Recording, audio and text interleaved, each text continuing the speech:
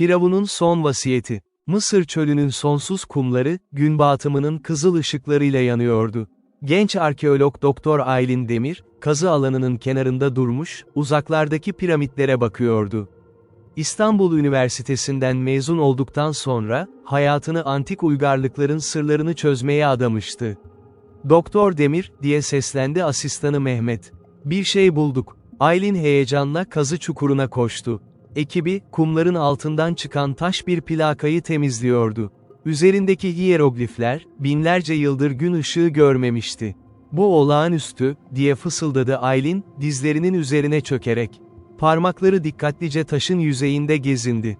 "Bu yazılar, bunlar Firavun 4. Amenhotep dönemine ait." Mehmet merakla sordu, "Ne yazıyor?" Aylin gözlerini kıstı, hiyeroglifleri okumaya çalışarak, bir uyarı gibi. "Vasiyetin kapısı açılırsa, lanet uyanır ve ebediyet bozulur." Tuhaf bir ifade. Güneş batarken, Aylin o taş plakayı çalışma çadırına taşıdı. Gece boyunca çalıştı, her bir sembolü not ederek. Plaka, kayıp bir firavun mezarından bahsediyordu. Ancak bu mezar, resmi kayıtlarda hiç geçmiyordu. Gece yarısı, çadırın dışından garip bir ses geldi. Rüzgarın kumları savurması gibiydi ama farklıydı. Sanki birisi fısıldıyordu. Aylin başını kaldırdı. Çadırın girişine baktı. Ay ışığı, kumaşın arasından sızıyordu. O an, gölgeler dans etmeye başladı. Kalbi hızla çarpmaya başladı. "Kim var orada?" diye seslendi. Cevap yoktu. Sadece rüzgarın uğultusu ve kendi nefesinin sesi. Aylin yavaşça ayağa kalktı ve çadırın girişine yaklaştı. Dışarı çıktığında, kamp alanı terk edilmiş gibiydi. Bekçiler bile görünmüyordu. Ama kumların üzerinde, yeni bir iz vardı. Ayak izleri, çıplak ayak izleri ve bu izler, antik bir dilde yazılmış kelimelerle çevriliydi. Aylin feneri aldı ve izleri takip etti. İzler, kazı alanının dışına, çölün derinliklerine doğru ilerliyordu. Mantıklı değildi. Kimse bu saatte çöle çıkmazdı. "Doktor Demir," Mehmet'in sesi yankılandı. "Ne yapıyorsunuz?" Aylin döndü. Mehmet koşarak ona yaklaşıyordu. "Birisi buradaydı," dedi Aylin. "Bak, bu izler." Ama baktığında, ayak izleri kaybolmuştu. Sanki hiç olmamış gibi. Rüzgar kumları düzeltmişti. Mehmet endişeyle baktı. "Doktor, çok yorgunsunuz. Belki biraz dinlenmelisiniz." Aylin başını salladı. "Hayır, yemin ederim ki." "Biliyorum," dedi Mehmet yumuşak bir sesle. "Ama çölde garip şeyler olur. Özellikle gece. Görüntüler, sesler, bunlar normal." Aylin itiraz etmek istedi ama Mehmet haklıydı. Günlerdir neredeyse hiç uyumamıştı. Belki hayal görüyordu. Çadırına döndüğünde, taş plaka masanın üzerinde duruyordu. Ama bir şey değişmişti. Plakanın yüzeyi, sanki taze temizlenmiş gibi parlıyordu. Ve daha önce görmediği yeni hiyeroglifler ortaya çıkmıştı. Aylin yaklaştı, nefesi tutulmuştu. Yeni yazılar şöyle diyordu: "Arayan bulacak, bulan ödeyecek. Firavun'un vasiyeti, sadık olana açılır." Elleri titriyordu. Bu imkansızdı. Taş binlerce yıllıktı. Yeni yazılar olamazdı. O gece uyuyamadı. Sabah olduğunda, ekibini topladı. Onlara buldukları plakadan bahsetti, ama gece olanları anlatmadı. Kimse inanmazdı. "Kayıp bir firavun mezarı mı?" diye sordu ekipten yaşlı Profesör Kemal. Aylin, "Bu çok tehlikeli bir iddia." "Biliyorum," dedi Aylin. "Ama elimizde kanıt var. Bu plaka gerçek." Profesör gözlüklerini çıkardı ve plakanın üzerine eğildi. Uzun süre inceledi. Sonra başını kaldırdı, yüzünde garip bir ifade vardı. "Bu yazılar," dedi yavaşça, "bunlar Ölüler kitabından alıntılar. Ama farklı bir versiyonu. Daha önce hiç görmediğim bir versiyon." Profesör Kemal, plakanın fotoğraflarını çekti ve notlar aldı. Yılların deneyimi, ona dikkatli olmayı öğretmişti. "Aylin," dedi ciddiyetle, "eğer bu doğruysa, çok büyük bir keşifle karşı karşıyayız. Ama aynı zamanda tehlikeli bir durumla da." "Ne demek istiyorsunuz?" "Antik Mısır'da bazı mezarlar kasten gizlenirdi. Çünkü içlerinde yasak bilgiler veya tehlikeli nesneler bulunurdu. Bu plakadaki uyarılar, boşuna yazılmamış." Aylin başını salladı. "Profesör, bilim insanlarıyız. Batıl inançlara inanamayız." "Batıl inanç değil, tarih." Profesör pencereden dışarı baktı. Birçok kazı ekibi, gizemli şekilde kayboldu veya başlarına felaketler geldi. Belki tesadüftü, belki değil. O gün öğleden sonra, Kahire'den bir ziyaretçi geldi. Doktor Hassan Mahmud, Mısır Antikalar Bakanlığı'nın üst düzey yetkilisiydi. Uzun boylu, esmer bir adamdı ve her zaman resmi bir tavır takınırdı. Doktor Demir, dedi soğuk bir sesle, keşfiniz hakkında bilgi aldık. Plakanızı incelemek istiyoruz. Aylin şaşırdı. Nasıl öğrendiniz? Henüz resmi bir rapor göndermedik. Hassan gülümsedi ama gülümsemesi sıcak değildi. Mısır'da hiçbir şey gizli kalmaz, özellikle de antik eserler söz konusuysa. Aylin ona plakanı gösterdi. Hassan uzun süre inceledi, yüzü ifadesizdi. Sonra döndü ve doğrudan Aylin'in gözlerine baktı. Bu plaka, burada kalamaz. Müzeye götürülmeli. Ama araştırmamız daha yeni başladı, diye itiraz etti Aylin. Araştırmanız bitti. Hassan'ın sesi kesindi. Bu eser çok değerli ve burada güvende değil. Profesör Kemal araya girdi. Doktor Mahmud, bu prosedüre aykırı. Kazı iznimiz var ve izniniz iptal edilebilir, dedi Hassan. Eğer işbirliği yapmazsanız. Gerginlik havada asılı kaldı. Aylin öfkeliydi ama ne yapabileceğini bilmiyordu. Hassan güçlü bir adamdı ve onun arkasında devlet vardı. Yarın sabah gelip plakanı alacağım, dedi Hassan çıkarken. Hazır olun. Gece olduğunda, Aylin çaresizdi. Keşfi elinden alınıyordu. Ama daha kötüsü, içinde bir his vardı. Hassan'ın plakanı müzeye götürmeyeceğini hissediyordu. Gece yarısı, çadırına Mehmet geldi. Yüzü endişeliydi. Doktor, diye fısıldadı, plakanın fotoğraflarını aldım. Dijital kopyalar güvende. Aylin gülümsedi. İyi düşünmüşsün. Ama bir şey daha var, dedi Mehmet. Hassan'ın geçmişini araştırdım. Adam sadece bir yetkili değil. Aynı zamanda antika kaçakçılarıyla bağlantılı olduğuna dair söylentiler var. Sabah olduğunda, Hassan 2 silahlı korumayla geldi. Aylin ve ekibi, çaresizce plakanın götürülüşünü izledi. Bu haksızlık, dedi Aylin öfkeyle. Hassan omuz silkti. Bu Mısır. Mısır'ın hazineleri, Mısır'ın toprağına aittir. Kamyonet uzaklaşırken, Aylin oturdu ve başını ellerinin arasına aldı. Yılların çalışması, hayallerinin peşinden koşması, hepsi boşa gitmişti. Profesör Kemal yanına oturdu. Pes etme, Aylin. Bir yol buluruz. Hangi yol? Aylin başını kaldırdı. Hassan'ın gücü var, bağlantıları var, biz kimiz ki? Biz gerçeği arayan insanlarız, dedi profesör. Ve gerçek her zaman ortaya çıkar. O akşam, Aylin yalnız başına çölde yürüdü. Güneş batarken, piramitlerin gölgeleri uzayıp kuma düşüyordu. Burada, bu kadim toprakta, binlerce yıldır gizli kalan sırlar vardı. Aniden, uzaktan bir ışık gördü. Parlayan, turuncu bir ışık. Piramitlerin yanından geliyordu. Merakla yaklaştı. Işık, kumların arasından çıkan bir girişten geliyordu. Daha önce hiç görmediği bir giriş. Sanki çöl yeni açılmıştı. Aylin feneri açtı ve içeri baktı. Merdivenler aşağı iniyordu, karanlığa doğru. Duvarlarda hiyeroglifler vardı, tıpkı plakadaki gibi. Kalbi hızla çarpmaya başladı. Bu tesadüf olamazdı. Plaka çalındıktan hemen sonra, bu giriş ortaya çıkmıştı. Aylin telefonunu çıkardı ve Mehmet'i aradı. Mehmet, hemen buraya gel. Koordinatları gönderiyorum. 20 dakika sonra, Mehmet ve ekipten 2 kişi daha geldi. Hepsi şaşkınlıkla girişe baktılar. Bu dün burada yoktu, dedi Mehmet. Eminim. Biliyorum, dedi Aylin. Ama şimdi burada. Ve aşağı inmeliyiz. Tehlikeli olabilir, diye uyardı ekipten genç mühendis Cem. Tehlikeli olsa da, dedi Aylin kararlılıkla, bu fırsatı kaçıramayız. Birlikte, merdivenlerden aşağı indiler. Hava nem ve toprak kokuyordu. Duvarlar dar ve alçaktı. Fenerlerin ışığı, hiyeroglifleri aydınlatıyordu. Aylin duvardaki yazıları okumaya çalıştı, geçmişin kapısından girenler, geleceğin kilidini açar. Ama dikkatli olun, çünkü bazı kapılar asla açılmamalıdır. Derinden gelen bir tünel, onları karanlığa çağırıyordu. Aylin bir adım attı, sonra bir adım daha. Ekibi arkasından geliyordu. Ne bulacaklarını bilmiyorlardı. Ama Aylin, bunun sadece bir başlangıç olduğunu hissediyordu. Firavun'un son vasiyeti, onları bekliyordu. Tünel gittikçe derinleşiyordu. Aylin'in adımları taş zeminde yankılanıyordu. Mehmet, arkadan harita çıkararak yürüdükleri yolu not ediyordu.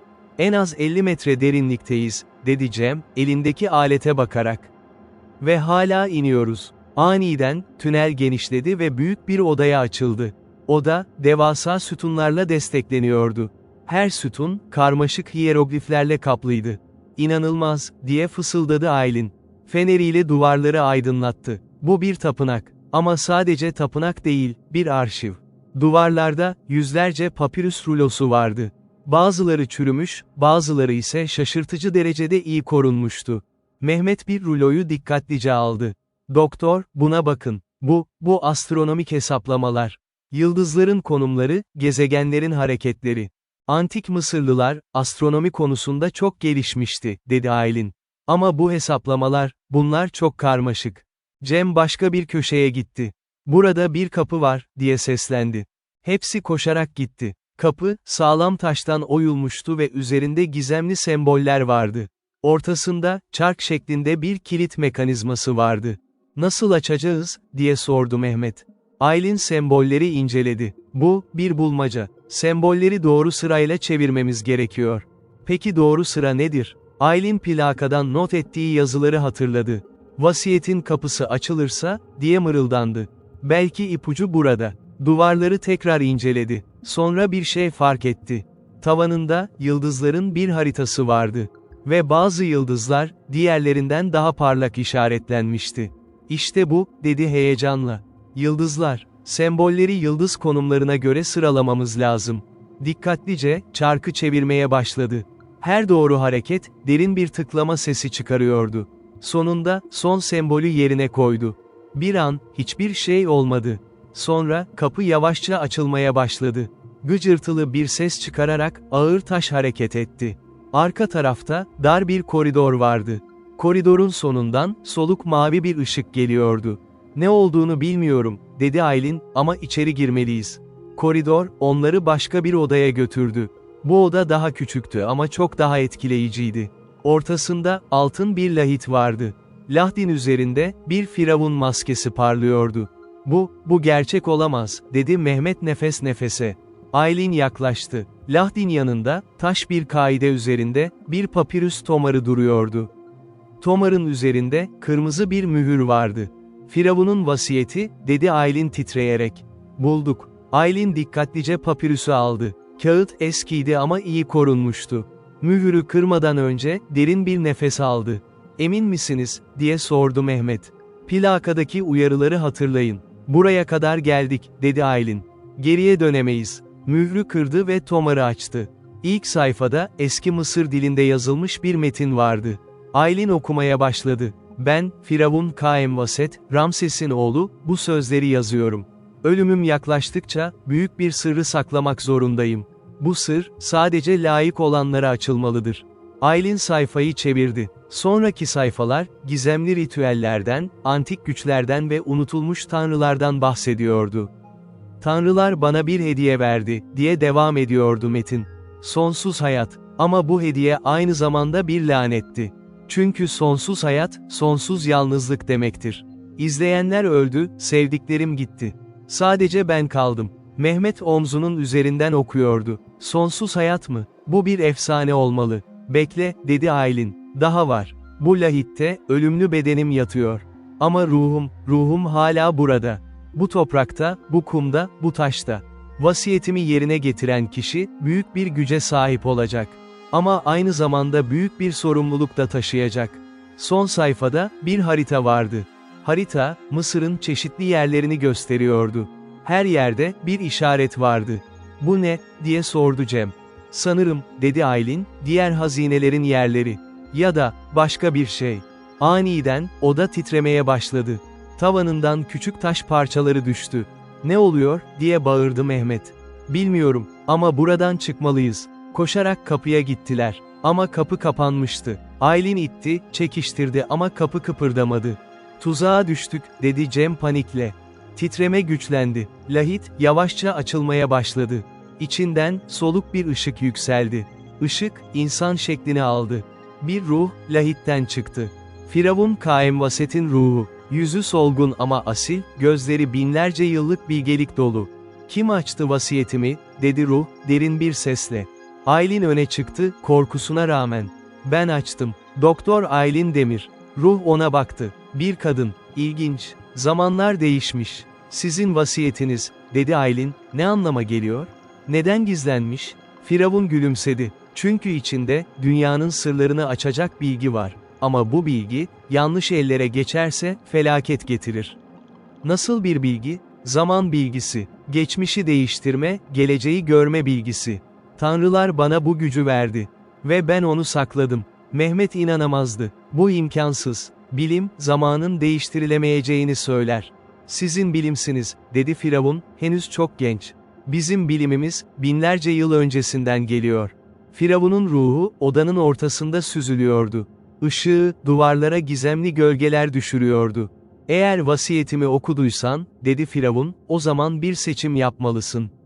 Ne seçimi, diye sordu Aylin. Bilgiyi kabul et ve onun bekçisi ol. Ya da reddet ve buradan git. Ama bil ki, bir kez öğrendiğin şey, asla unutulmaz. Aylin düşündü. Bilim insanı olarak, her zaman gerçeği aramıştı. Ama bu gerçek, çok büyüktü. Çok tehlikeliydi. Kabul ediyorum, dedi kararlılıkla. Firavun başını salladı. O zaman gel, sana göstereceğim. Elini uzattı ve odanın duvarında bir portal açıldı. Portal, parlak ışıkla doluydu ve içinden başka bir yer görünüyordu. Bu bir zaman kapısı, dedi Firavun. Geçmişe ve geleceğe açılan bir pencere. Ama dikkatli ol, zaman, kırılgan bir şeydir. Bir yanlış hareket, her şeyi değiştirebilir. Aylin portala yaklaştı. İçinde, antik Mısır'ı gördü. Piramitlerin inşası, firavunların yürüyüşleri, halkın günlük yaşamı, hepsi oradaydı. İnanılmaz, diye fısıldadı. Ama bir bedeli var, dedi Firavun.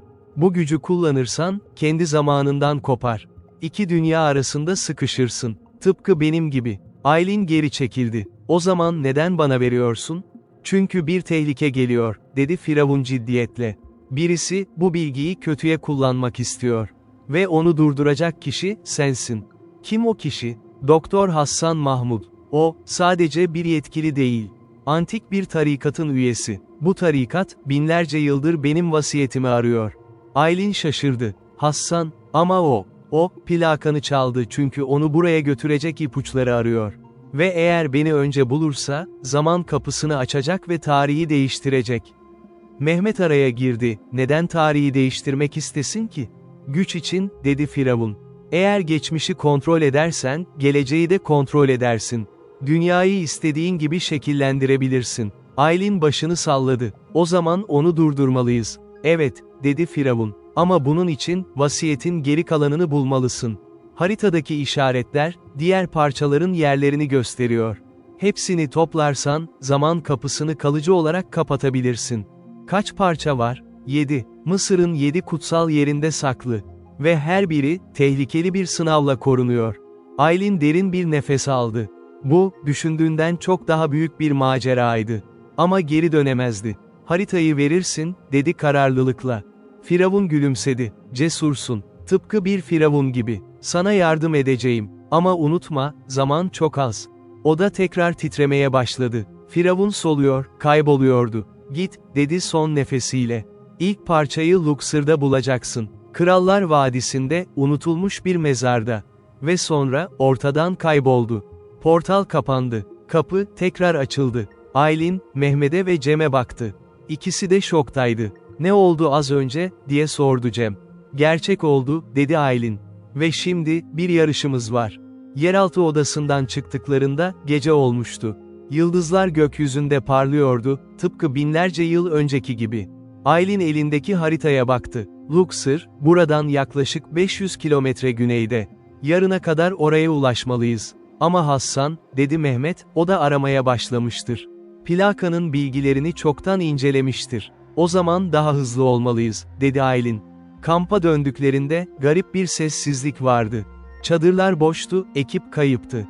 Bu iyi değil, dedi Cem, silahını çıkardı. Güvenlik görevlisi olarak, her zaman silah taşırdı. Yavaşça çadırlara yaklaştılar. Aylin'in çadırı, alt üst olmuştu. Bütün notları, ekipmanları dağılmıştı. Birisi aradı, dedi Mehmet. Haritayı arıyorlardır. Neyse ki harita bendeydi, dedi Aylin. Ama ekip nerede? Aniden, karanlıktan bir ses geldi, aradığınız kişiler, bizimle. Hassan çıktı, yanında silahlı adamlar vardı. Profesör Kemal ve diğer ekip üyeleri, elleri bağlı, korku içinde duruyordu. Doktor Demir, dedi Hasan soğuk bir gülümsemeyle. Sizi bekliyorduk. Ne istiyorsun Hasan? Haritayı ve vasiyetin nerede olduğunu. Sana vermeyeceğimi biliyorsun. Hasan silahını çıkardı. O zaman arkadaşların acı çekecek. Aylin öfkeliydi ama çaresizdi. Ekibinin hayatı tehlikedeydi. Tamam, dedi. Ama önce onları serbest bırak. Hayır, dedi Hasan. Önce harita. Aylin yavaşça haritayı çıkardı. Ama Mehmet fısıldadı, doktor, bekleme işareti verin. Aylin anladı. Mehmet bir plan yapmıştı. Harita burada, dedi Aylin, haritayı göstererek. Ama okumak zor. Gel de göstereyim. Hasan temkinliydi ama yaklaştı. Tam haritayı almaya uzandığında, Cem hareket etti. Bir el bombası attı ama gerçek değil, sadece duman bombası. Aniden, kamp alanı dumanla doldu. Kaos başladı. Hasan'ın adamları şaşırmıştı. Koşun, diye bağırdı Aylin. Mehmet, Profesör Kemal'in iplerini çözdü. Ekip, kaçmaya başladı. Cem, arkayı koruyarak ateş etti. Aylin, kamptaki araçlardan birine koştu. Anahtarlar hala içindeydi. Motoru çalıştırdı. Binin. Herkes araca atladı. Aylin gazı yere bastı. Araba, kumların üzerinde savrularak ilerledi. Hasan bağırıyordu, onları yakalayın. Ama geç kalmıştı. Aylin ve ekibi, karanlıkta kaybolmuştu. Araba, çöl yolu boyunca hızla ilerliyordu. Arkalarından, Hasan'ın araçlarının farları görünüyordu. Daha hızlı git, diye bağırdı Cem. Zaten maksimum hızdayız, dedi Aylin. Direksiyonu sıkıca tutuyordu. Yol engebeliydi ve tehlikeliydi. Ama durma şansları yoktu. Hasan, onları yakalamakta kararlıydı. Mehmet, telefonunu çıkardı. Luxor'daki tanıdıklarımı arayayım. Belki yardım edebilirler. İyi fikir, dedi Aylin. Ama dikkatli ol. Hasan'ın her yerde casusları var. Profesör Kemal, arka koltukta oturmuş, hala şoktaydı. Aylin, dedi yorgun bir sesle, sen ne yaptın? Bizi nasıl bir belaya soktun? Profesör, üzgünüm. Ama geriye dönüş yok. Hasan'ı durdurmazsak, büyük bir felaket olacak. Firavun'un vasiyeti, dedi profesör, gerçekten bu kadar güçlü mü? Gördüğümden daha da güçlü, dedi Aylin. Zaman kapısı, gerçekten var. Ve Hasan, onu kullanmak istiyor. Sabah olduğunda, Nil Nehri'nin kıyısına ulaştılar. Luxor, uzaktan görünüyordu. Şehrin silüeti, güneşin ilk ışıklarıyla aydınlanıyordu. Benzinimiz bitti, dedi Aylin. Araba yavaşladı ve durdu. Şimdi ne yapacağız, diye sordu Cem. Yürüyeceğiz, dedi Aylin. Luxor çok uzakta değil. Arabayı terk ettiler ve nehir kıyısında yürümeye başladılar. Yol yorucuydu ama başka şansları yoktu. Öğlen olduğunda, küçük bir köye ulaştılar. Köylüler, onları şüpheli karşıladılar. Yabancılar, buralarda nadir görülürdü. Mehmet, köyün muhtarıyla konuştu. Arapça biliyordu ve köylülerin güvenini kazandı. Luxor'a gitmemiz gerekiyor, dedi muhtara. Ama takip ediliyoruz. Bize yardım edebilir misiniz? Muhtar yaşlı ve bilge bir adamdı. Siz, antikacılar mısınız? Evet, dedi Mehmet. Tarihi araştırıyoruz. Muhtar başını salladı. Luxor'da, kötü adamlar var, onlar da antika arıyor. Dikkatli olun. Biliyoruz, dedi Mehmet. Onlardan kaçıyoruz. Muhtar düşündü. Sonra bir karar verdi. Size tekne vereceğim. Nehirden Luxor'a gidebilirsiniz. Daha güvenli. Çok teşekkür ederiz, dedi Mehmet. Muhtar, onları nehir kenarına götürdü. Küçük ama sağlam bir tekne vardı. Bu tekne, beni gençliğimde çok yere götürdü, dedi muhtar gülümseyerek. Şimdi sizi götürsün. Aylin, muhtara teşekkür etti. Borcumuzu öderiz. Borç değil, dedi muhtar. Misafirlik. Mısır'da, misafir kutsaldır. Tekneye bindiler ve nehirde yola çıktılar. Nil, sakin ve durgundu. Kıyılarda, palmiye ağaçları sallanıyordu. Ne kadar zamandır bu nehir akıyor, diye düşündü Aylin yüksek sesle. Binlerce yıl ve hala aynı yolda akıyor. Bazı şeyler hiç değişmiyor, dedi Profesör Kemal. Tıpkı insanların gücü arzulaması gibi. Luxor'a akşama doğru vardılar. Şehir, turistlerle doluydu. Ama Aylin ve ekibi, dikkat çekmemeye çalıştılar. Mehmet, eski bir arkadaşının evine gittiler. Arkadaşı, Ahmet adında bir rehberdi. Luxor'u avucunun içi gibi bilirdi. Mehmet, dedi Ahmet kucaklaşarak. Ne zamandır, neredesin? Ahmet, yardımına ihtiyacımız var, dedi Mehmet. Krallar Vadisi'ne gitmeliyiz. Ama gizlice. Ahmet'in yüzü ciddileşti. Krallar Vadisi, sıkı korunan bir yer. Turist olmadan oraya girmek zor. Başka bir yol yok mu? Ahmet düşündü. Var. Eski bir tünel. Antik zamanlarda mezar soygunları için kullanılırdı. Ama çok tehlikeli. Risk almaya hazırız, dedi Aylin. Ahmet başını salladı. Tamam, ama önce hazırlanmalısınız. Tünel, karanlık ve kaygan. Ve içinde, belki başka tehlikeler de var. O gece, Ahmet onları şehrin dışına götürdü. Krallar Vadisi, tepelik bir alandaydı. Mezarlar, kayaların içine oyulmuştu. Tünel burada, dedi Ahmet, büyük bir kayanın arkasını göstererek. Gerçekten de, kayanın arkasında dar bir giriş vardı. Karanlık ve ürkütücüydü. İçeri girdiğinizde, dedi Ahmet, sağa dönün ve düz gidin. Sonunda, bir mezara ulaşacaksınız. Hangi mezar olduğunu bilmiyorum, ama haritanız varsa, bulursunuz. Aylin haritaya baktı. Unutulmuş mezar. Firavun KV63 mezarı olabilir. Resmi kayıtlarda yok. O zaman orası, dedi Ahmet.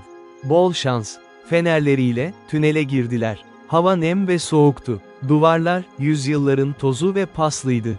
Yavaş yavaş ilerliyorlardı. Her adım, belirsizliğe doğru bir adımdı.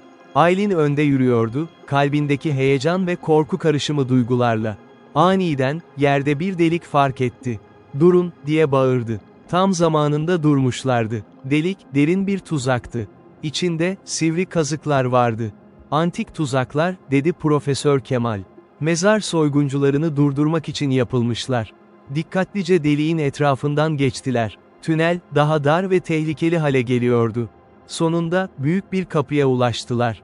Kapı, ağır taştan yapılmıştı ve üzerinde hiyeroglifler vardı. "KV63," diye okudu Aylin. "Bulduk." Kapıyı açmaya çalıştılar. Ama kapı, sıkıca kapalıydı. Üzerinde, karmaşık bir kilit mekanizması vardı. "Yine bir bulmaca," dedi Mehmet. Aylin, hiyeroglifleri inceledi. "Bu sefer, matematiği kullanalım. Sayıların toplamı, doğru kodu verecek." Dikkatlice hesapladılar. Her hiyeroglif, bir sayıyı temsil ediyordu. Topladıklarında, bir kod elde ettiler. Kodu, kilit mekanizmasına girdiler. Tıklama sesleri geldi ve kapı yavaşça açıldı. İçeride, küçük bir oda vardı. Ortasında, taş bir kaide ve onun üzerinde, altın bir kutu vardı. "Vasiyetin ikinci parçası," dedi Aylin heyecanla. Ama kutuya dokunduğunda, oda titredi. Tavanından, kumlar dökülmeye başladı. "Bu da ne?" diye bağırdı Cem. "Tuzak," dedi profesör. "Kutuyu aldık, tuzağı tetikledik." Kumlar hızla doluyordu. Odanın tavanı çökmeye başladı. "Hemen çıkmalıyız," dedi Aylin, kutuyu alarak. Koşarak kapıya gittiler. Tünel de çökmeye başlamıştı. Arkalarından, taşlar ve kumlar geliyordu. Tünelde koşuyorlardı, nefesleri kesikti. Tavanından taşlar düşüyordu, yerleri kumlar dolduruyordu. "Hızlı olun," diye bağırdı Aylin. Önlerinde, tünelin çıkışı uzakta parlıyordu. Profesör Kemal tökezledi. Mehmet hemen ona yardım etti, kolundan tutarak kaldırdı. "Dayanın profesör, neredeyse çıktık." Ama Cem arkadan bağırdı, "Dikkat! Kapanıyor." Tünelin ağzı, yavaşça kapanmaya başlamıştı. Sanki dev bir ağız gibi, onları yutmak istiyordu. Son bir çabayla, Aylin çıkışa atladı. Ardından Mehmet ve profesör geldi. Cem en son çıktı, tam tünel tamamen kapanırken. Hepsi yere yığıldı, nefes nefese. Çıkış, şimdi tamamen kayalarla kapalıydı. "Kıl payı kurtulduk," dedi Cem, hala soluk soluğa. Aylin elindeki kutuya baktı. Altın kutu, hasar görmemişti. Dikkatlice açtı. İçinde, başka bir papirüs parçası vardı. "İkinci parça," diye fısıldadı. "Bir adım daha yaklaştık." Ama Ahmet endişeyle etrafı izliyordu. "Çabuk olun. Tünelin çöküşünü duyanlar olmuştur. Burada fazla kalamazsınız." Haklıydı. Uzaktan, araç sesler geliyordu. Hassan ve adamları yaklaşıyorlardı. "Şehre dönmeliyiz," dedi Ahmet. Ve hızlıca, koşarak Ahmet'in aracına bindiler. Araba, karanlık yolda hızla ilerledi. Luxor'un ışıkları uzakta parlıyordu. Ahmet'in evine döndüklerinde, Aylin kutuyu açtı ve papirüsü inceledi. Bu parça, haritanın başka bir bölümünü gösteriyordu. "Sonraki parça," dedi, "Abaydos'ta. Osiris tapınağında." "Abaydos," dedi Profesör Kemal düşünceli bir şekilde. "Kutsal bir yer. Osiris'in gömüldüğüne inanılan yer." "Ne kadar uzakta?" diye sordu Mehmet. Yaklaşık 150 kilometre kuzeyde, dedi Ahmet. Ama orası turistik bir yer. Giriş yapmak daha kolay olacak.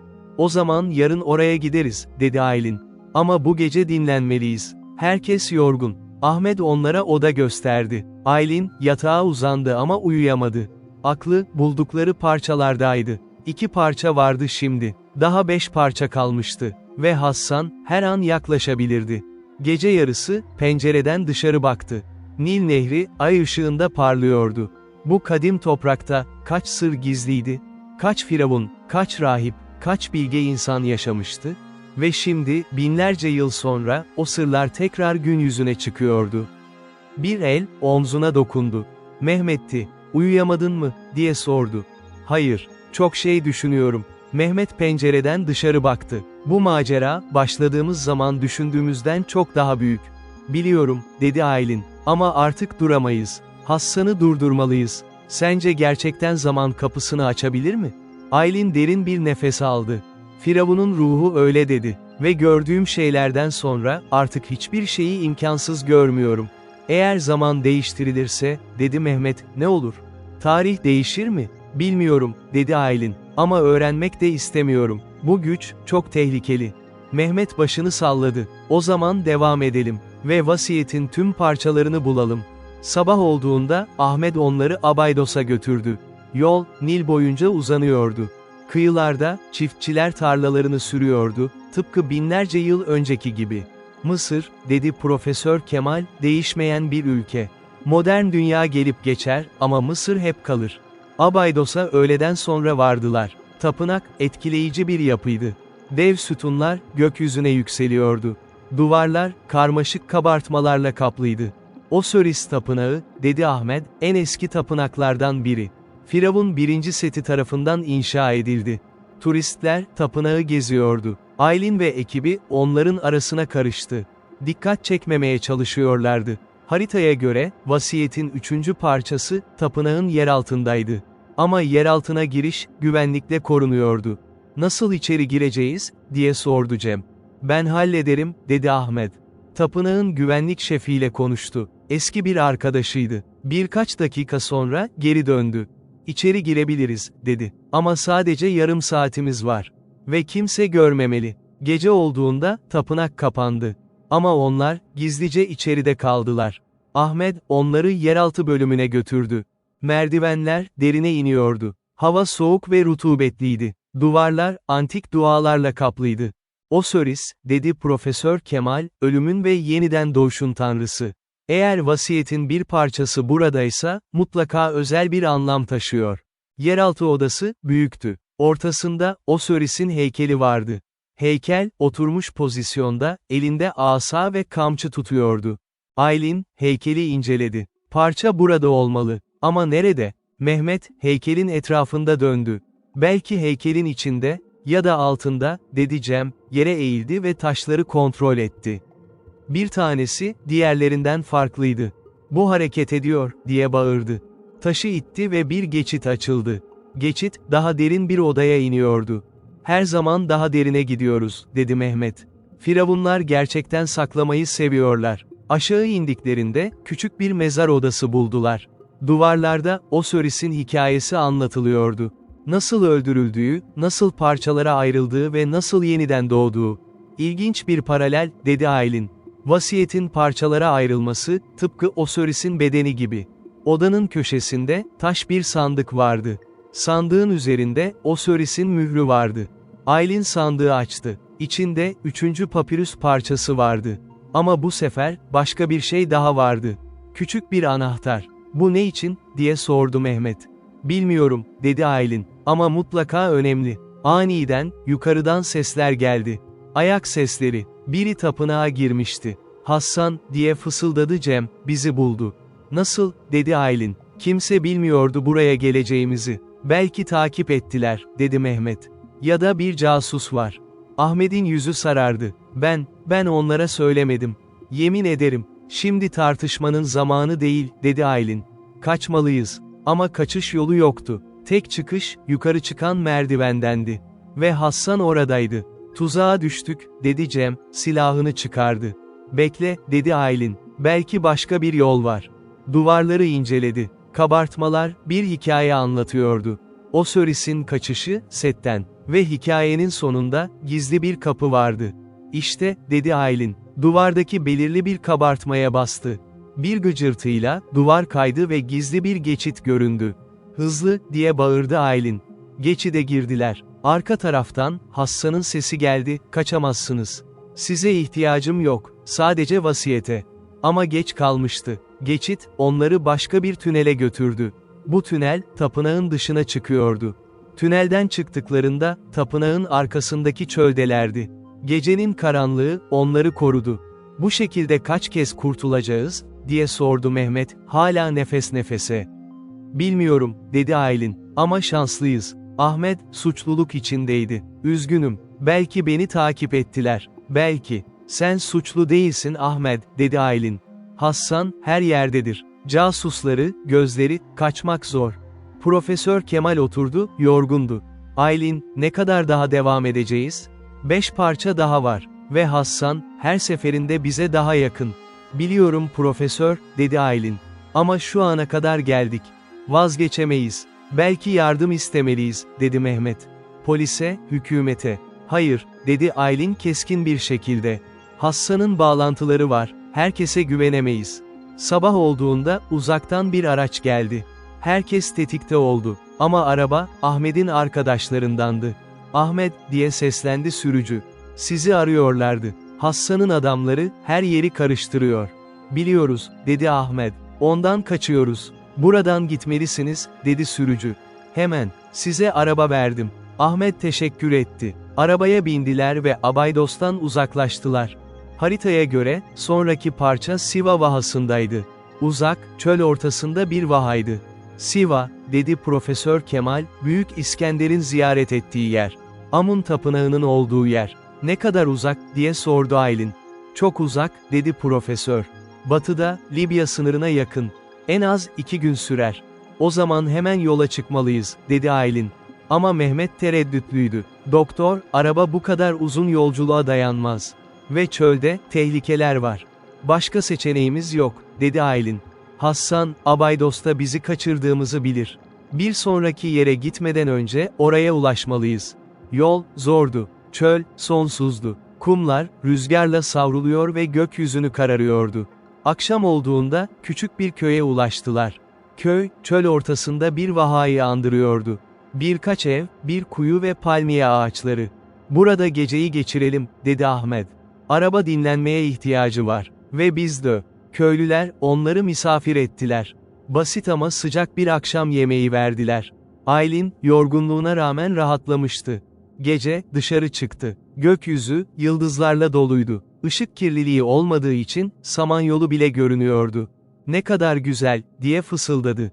Bir ses arkasından geldi. Evet, güzel. Döndü. Profesör Kemal'di. Profesör, uyumuyor muydunuz? Uyuyamadım, dedi profesör. Çok şey düşünüyorum. Ne gibi? Profesör bir süre sustu. Sonra konuştu, Aylin, ben yaşlı bir adamım. Ömrümün çoğunu tarihe adadım. Ve şimdi, karşımda gerçek bir gizemim var. Ama korkuyorum. Neden? Çünkü bazı şeyler, gizli kalmalı. Bazı bilgiler, insanlık için çok tehlikeli. Aylin başını salladı. Anlıyorum. Ama eğer biz bulmazsak, Hassan bulacak. Ve o, bu gücü kötüye kullanacak. Belki de, dedi profesör. Ama sence, bizim bulduğumuzda ne olacak? Kim kullanacak bu gücü? Sen mi? Ben mi? Mehmet mi? Aylin düşündü. Bu soruyu hiç düşünmemişti. Vasiyetin tüm parçalarını bulduklarında, ne yapacaklardı? Bilmiyorum, dedi dürüstçe. Ama önce bulmalıyız. Sonrasını düşünürüz. Profesör gülümsedi. Genç ve iyimsersin. Umarım haklısındır. Ama o gece, köyde garip şeyler oldu. Birisi, Aylin'in odasına girmeye çalıştı. Cem, sesi duydu ve koştu. Ama kapı kilitliydi. Sabah olduğunda, arabanın lastikleri patlatılmıştı. Ve duvarda, bir mesaj yazılmıştı, vazgeçin. Ya da ölün. Lastikler tamir edilemeyecek kadar hasar görmüştü. Araba, kullanılamaz haldeydi. Kim yaptı bunu, diye sordu Mehmet öfkeyle. Köylüler, bilmiyorlardı. Ya da biliyorlar ama söylemiyorlardı. Korku, gözlerinde okunuyordu. Hassan'ın adamları, dedi Cem, onlar yaptı.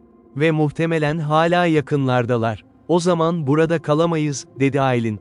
Yürümeliyiz. Yürümek mi? Profesör Kemal şaşırdı. Çöl ortasında, imkansız. İmkansız değil, dedi Ahmet.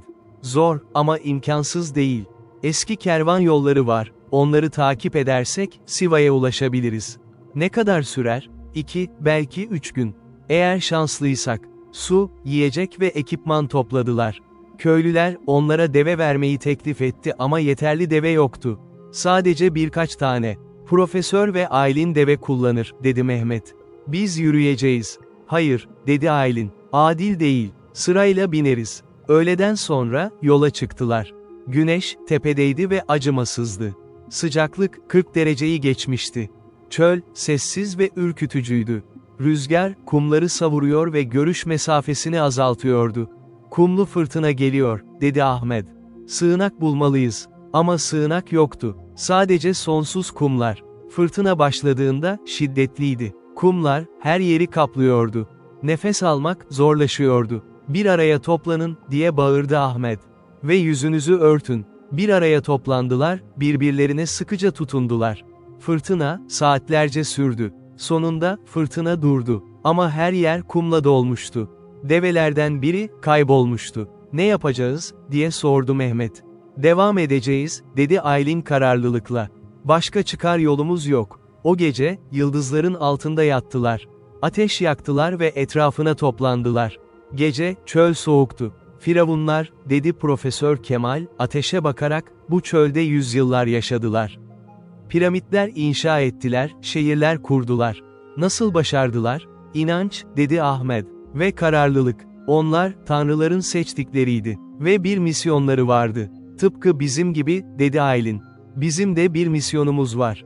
Ertesi gün, yürümeye devam ettiler. Ama artık su azalıyordu. Ve yiyecek de. Siva'ya ne kadar kaldı, diye sordu Aylin. Bir gün daha, dedi Ahmet. Belki daha az. Ama öğleden sonra, Ahmet durdu. Bekleyin, dedi. Bir şey var. Uzaktan, bir sis görünüyordu. Ama çölde sis olmazdı. Serap, dedi profesör. Gözlerimiz bizi aldatıyor. Ama Ahmet emin değildi. Hayır, bu farklı. Gerçek bir şey var orada. Yaklaştıklarında, sisin içinde bir yapı gördüler. Antik bir yapı. Taştan sütunlar, yıkılmış duvarlar. Kayıp bir tapınak, diye fısıldadı Aylin. Haritalarda yok. İçeri girdiler. Tapınak, terk edilmişti ama hala etkileyiciydi. Duvarlar, antik yazılarla doluydu. Ve ortasında, bir kuyu vardı. Kuyudan, tatlı su sesi geliyordu. Su, diye bağırdı Mehmet. Koşarak kuyuya gitti. Gerçekten de su vardı. Temiz ve soğuk. Mucize, dedi profesör. Tam zamanında. Ama Aylin, kuyunun yanındaki bir şeyi fark etti. Taş bir plaka. Ve üzerinde, tanıdık hiyeroglifler. Bu vasiyetten bir parça. Plakayı dikkatlice inceledi. Hiyeroglifler, vasiyetin 4. parçasına işaret ediyordu. Ama bu parça, Siva'da değildi. Buradaydı, bu kayıp tapınakta. İnanılmaz, dedi Profesör Kemal. Harita yanlıştı. Ya da, dedi Aylin, harita bizi buraya getirmek için tasarlandı. Firavun, Siva'ya gidilmesini istemiyor. Önce burayı bulmamızı istiyor. Tapınağı aramaya başladılar. Her köşeyi, her duvarı incelediler. Mehmet, bir sütunun arkasında bir şey buldu. Burada bir kapı var. Kapı, gizlenmişti. Üzerindeki kumları temizlediklerinde, altın bir kapı göründü. Altın, diye fısıldadı Cem, gerçek altın. Kapıda, bir kilit yoktu. Sadece bir sembol, Osiris'in mührü. Aylin, Abaydos'ta bulduğu anahtarı hatırladı. Anahtarı çıkardı ve sembolün ortasına koydu. Mükemmel uydu. Kapı, yavaşça açıldı. Arkasında, karanlık bir oda vardı. İçeri girdiler. Oda, hazinelerle doluydu. Altın, mücevher, antik eserler, ama Aylin bunlara bakmadı. Tek aradığı, papirüstü. Ve onu buldu. Odanın ortasında, altın bir kaidede duruyordu. 4. parça, dedi. Buldum. Ama papirüsü alır almaz, oda titretiği. Tavan, çökmeye başladı. Yine tuzak, diye bağırdı Mehmet. Ama bu sefer farklıydı. Tavan çökmüyor, sadece titriyordu. Ve duvarlardan, su gelmeye başladı. Su mu? Profesör şaşırdı. Çölde su nereden geliyor? Yeraltı su kaynağı, dedi Ahmet. Tapınak, bir yeraltı gölünün üzerine inşa edilmiş olmalı. Su hızla yükseliyordu. Ayak bileklerine kadar çıkmıştı. Çıkmalıyız, dedi Aylin. Koşarak kapıya gittiler. Ama kapı kapanmıştı. Ve dışarıdan, sesler geliyordu. Birisi dışarıda, dedi Cem, kapıyı kapattılar. Hassan, dedi Aylin öfkeyle. Bizi takip etti. Su, bel hizasına çıkmıştı. Panik başladı. Başka bir çıkış yolu olmalı, dedi Mehmet. Su altına daldı ve tabanı kontrol etti. Burada bir delik var, diye bağırdı su yüzüne çıkınca. Bir tünel. Oradan çıkabilir miyiz? Bilmiyorum, ama başka şansımız yok. Derin bir nefes aldılar ve suya daldılar. Tünel, dar ve karanlıktı. Ama tek çıkış yoluydu. Aylin önde yüzüyordu, feneri elimde tutarak. Tünel, yukarı doğru kıvrılıyordu.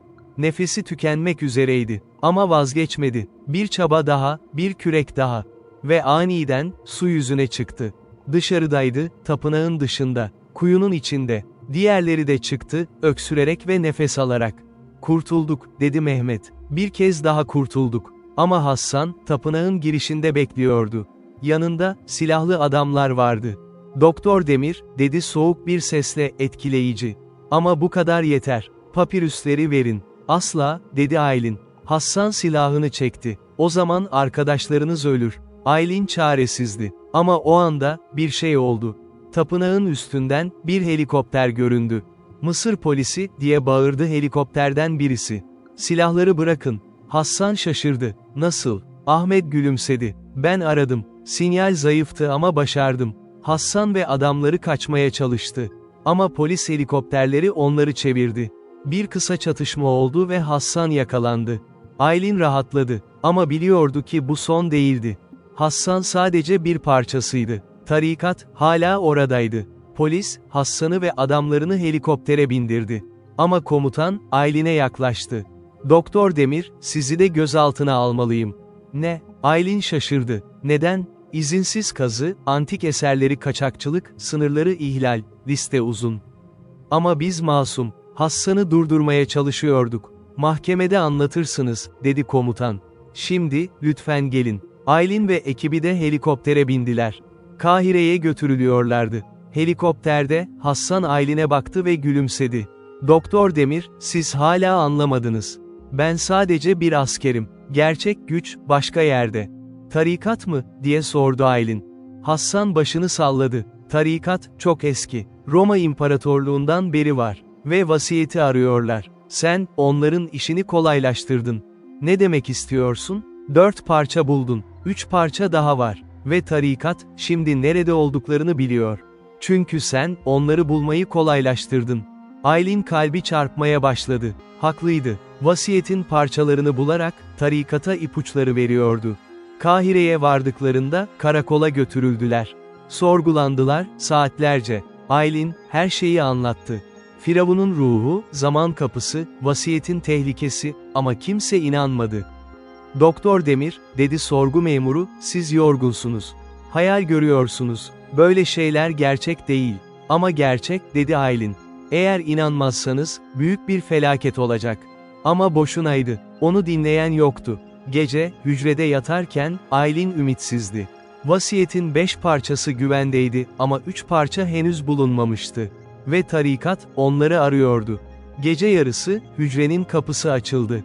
Bir gölge içeri girdi. Kim o, diye fısıldadı Aylin. Sessiz ol, dedi gölge. Mehmet'ti, seni çıkarıyorum. Nasıl? Sorma. Hadi gel. Koridorda, bekçiler uyuyordu. Ya da bayıltılmıştı. Mehmet, ne yaptın? Gerekeni, dedi Mehmet. Artık polise güvenemeyiz. Tarikat, her yerde. Onları durdurmak sadece bize kalmış. Dışarı çıktıklarında, bir araba bekliyordu. Ahmet ve Cem içindeydi. Profesör nerede, diye sordu Aylin. O burada kalıyor, dedi Mehmet. Yaşlı ve yorgun. Ve birisi, polise gerçeği anlatmalı. Araba, Kahire sokaklarında hızla ilerledi. Şehir, gece sessizdi. Nereye gidiyoruz, diye sordu Aylin. Sina Yarımadası, dedi Mehmet. Vasiyetin 5. parçası orada. Dağlarda, Azize Ketrine Manastırı'nda. Hristiyan manastırı mı? Ama vasiyet Mısır eseri. Manastır, dedi Mehmet, çok eski. Mısır tanrılarından önce, başka inanışlar vardı. Ve vasiyet, hepsini kapsıyor. Sabah olduğunda, Sina çölündelerdi. Dağlar, uzaktan görünüyordu. Yüksek ve tehditkardı. Azize Ketrine Manastırı, dedi Ahmet, dünyanın en eski manastırlarından biri. Musa Dağı'nın eteğinde. Musa Dağı, dedi Aylin. 10 emirin verildiği yer. Kutsal bir yer, dedi Ahmet. Ve girilmesi zor. Manastıra akşama doğru vardılar. Bina, taştan yapılmıştı ve surlarla çevriliydi. Ortaçağ kalesi gibi görünüyordu. Keşişler, burada yüzyıllardır yaşıyor, dedi Ahmet. Dünyadan izole, sessiz bir hayat. Kapıya vurduklarında, yaşlı bir keşiş açtı. Uzun beyaz sakallı, nazik bakışlıydı. Hoş geldiniz, dedi yumuşak bir sesle.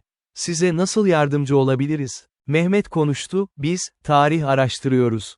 Bu manastırın arşivini görmek istiyoruz. Keşiş başını salladı. Arşivimiz, dünyaca ünlü. Eski metinler, antik el yazmaları, binlerce belge var. Ama her şeyi herkese gösteremeyiz. Anlıyoruz, dedi Aylin. Ama biz, özel bir belge arıyoruz. Antik Mısır'dan. Keşiş ilgiliydi. Antik Mısır mı? İlginç. Genelde, Hristiyan metinler ararlar. Ama buyurun, içeri gelin.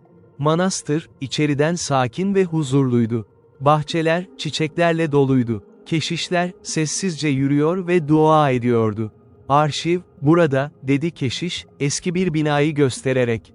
Ama dikkatli olun, belgeler çok eski ve kırılgan. İçeri girdiklerinde, binlerce kitap ve papirüs gördüler. Raflar, tavana kadar uzanıyordu. Nasıl bulacağız, diye sordu Cem. Haritaya göre, dedi Aylin, haritayı çıkararak, parça, en eski metinlerin arasında. Belki Musa dönemine kadar eskiyebilir. Musa dönemi, dedi keşiş, bizim en özel bölümümüz. Buyurun, göstereyim. Onları, arşivin en derin bölümüne götürdü. Burada, ışık zayıftı ve hava eskiydi. Bu metinler, dedi keşiş, çok nadir. Bazıları, antik dillerde yazılmış. Aramice, İbranice, hatta daha eski dillerde. Aylin rafları inceledi ve bir papirüs dikkatini çekti.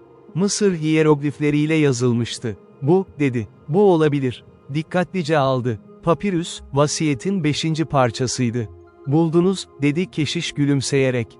Aradığınızı buldunuz. Aylin şaşırdı. Biliyor muydunuz? Evet, dedi keşiş. Sizin geleceğinizi biliyorduk. Çünkü rüyalarımızda gördük. Rüyalar mı? Kutsal rüyalar. Tanrı, bize gösterdi. Siz, dünyayı kurtarmak için geliyorsunuz. Aylin inanamazdı. Ama nasıl? Bazı şeyler, dedi keşiş, bilimle açıklanamaz. İnanç gerektirir. O gece, manastırda kaldılar. Keşişler, onlara yemek verdi ve odalar gösterdi. Ama gece yarısı, bir çığlık geldi. Aylin uyandı ve koştu. Bahçede, keşişler toplanmıştı. Bir yangın başlamıştı. Arşiv binası, alevler içindeydi. Hayır, diye bağırdı Aylin. Papirüsler. Koşarak arşive gitti. Ama ateş, çok güçlüydü. İçeri giremedi. Mehmet onu tuttu. Çok tehlikeli. Ölürsün. Ama 5. parça içeride. Hayır, dedi yaşlı keşiş. Sizinle. Siz aldınız dün gece. Aylin baktı. Gerçekten de papirüs, çantasındaydı. Arşivden çıkardığını unutmuştu. Kim yaptı bunu, diye sordu. Tarikat, dedi keşiş. Onlar biliyordu sizi burada bulacaklarını. Ve arşivi yok etmek istediler. Diğer parçalara dair ipuçlarını silmek için. Aylin öfkeliydi. Ne kadar acımasızlar. Sabah olduğunda, arşiv küle dönmüştü. Yüzyılların bilgisi, kaybolmuştu. Üzgünüz, dedi keşiş. Ama en değerli belgeler, güvendeydi. Onları başka yerde saklıyoruz. O zaman her şey kaybolmadı, dedi Aylin. Hayır, dedi keşiş. Ama artık gitmelisiniz. Tarikat, burada. Ve sizi arıyorlar. Manastırdan ayrılırken, yaşlı keşiş Aylin'e bir şey verdi. Küçük bir harita. Bu, dedi, son 2 parçanın yerini gösteriyor. Birisi, İskenderiye'de. Diğeri Büyük Piramit'te. Büyük Piramit. Aylin şaşırdı. Ama orası en çok araştırılan yer. Nasıl olur da bir şey gizli kalır? Çünkü, dedi keşiş, bazı sırlar, gözlerin önünde saklanır. Herkes bakar ama görmez. Arabada, Mehmet haritayı inceledi. İskenderiye, daha yakın. Oraya gidelim önce. İskenderiye, dedi Ahmet, büyük bir şehir. Ve çok tarihi yer. Antik kütüphane, Faros deniz feneri, hepsi orada. Ama bunlar yok artık, dedi Cem, çoktan yıkıldılar. Evet, dedi Ahmet. Ama kalıntıları hala var. Belki parça, kalıntıların arasında. İskenderiye'ye 2 gün sonra vardılar. Şehir, modern ve kalabalıktı. Turistler, plajlarda güneşleniyordu. Kimse, şehrin altında gizli bir hazine olduğunu bilmiyordu. Haritaya göre, vasiyetin 6. parçası, eski kütüphanenin kalıntılarının yakınındaydı. Antik kütüphane, dedi Aylin, tarihin en büyük kayıplarından biri. İçinde yüz binlerce kitap vardı. Yangında hepsi yok oldu. Belki hepsi değil, dedi Mehmet. Belki bazıları, saklandı. Eski kütüphanenin yerine, şimdi modern binalar dikiliydi. Ama kazılar, hala devam ediyordu. Geceyi beklediler. Gece olunca, kazı alanına gizlice girdiler. Burada olmalı, dedi Aylin, haritaya bakarak. 6 metre derinlikte. Kazmaya başladılar. Toprak, sert ve kayalıktı. Ama vazgeçmediler. Gece yarısı, Mehmet bir şey buldu. Taş bir kutu. Kutuyu çıkardılar. Üzerinde, antik Yunanca yazılar vardı. Ne yazıyor, diye sordu Cem. Bilgi güçtür, ama bilgelik daha güçlüdür, diye çevirdi Aylin. Kutuyu açtılar. İçinde, 6. papirüs vardı. Ve bir mektup. Mektup, Büyük İskender'den yazılmıştı. Firavun Kaim Vasete. İnanılmaz, dedi Aylin. Büyük İskender, Firavun'u tanıyordu. Mektubu okudular. İskender, vasiyetten bahsediyordu. Ve onun tehlikesini biliyordu. Bu güç, insanlığın elinde olmamalı, diye yazıyordu. Ama tamamen yok da edilmemeli. Çünkü bir gün, dürüst biri bulacak ve doğru kullanacak. Aylin düşündü. İskender haklıydı. Güç, ne tamamen yok edilebilirdi ne de herkese verilmeliydi. Son parça, dedi, Büyük Piramit'te. Yarın oraya gideceğiz. Ama İskenderiye'den ayrılmadan önce, tarikatın saldırısına uğradılar. Kazı alanından çıkarlarken, karanlıktan silah sesleri geldi. Kurşunlar, etraflarına isabet ediyordu. Yere yatın, diye bağırdı Cem, silahını çıkardı ve karşılık verdi.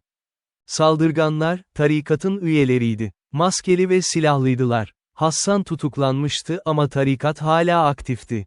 Kaç tane var, diye sordu Mehmet. En az 10, dedi Cem, çok fazla. Aylin, papirüsleri korumaya çalışıyordu. 6 parça, artık elindeydi. Kaybetmeye gücü yoktu. Araba nerede, diye bağırdı. Uzakta, dedi Ahmet. Koşmalıyız. Ateş altında koştular. Kurşunlar, başlarının üzerinden geçiyordu. Ama şanslıydılar, kimse vurulmadı. Arabaya bindiler. Aylin gaza bastı. Araba fırladı. Ama arkalarından, 3 araç takip ediyordu. Tarikatın araçları. Bizi bırakmıyorlar, dedi Mehmet. Biliyorum, dedi Aylin. Direksiyonu sertçe çevirdi. Araba, dar bir sokağa girdi. İskenderiye sokakları, labirent gibiydi. Ama Aylin, gençken burada yaşamıştı. Sokakları biliyordu. Sağa, sola, tekrar sağa. Araba, hızla döndü. Takip eden araçlar, kaybediyordu.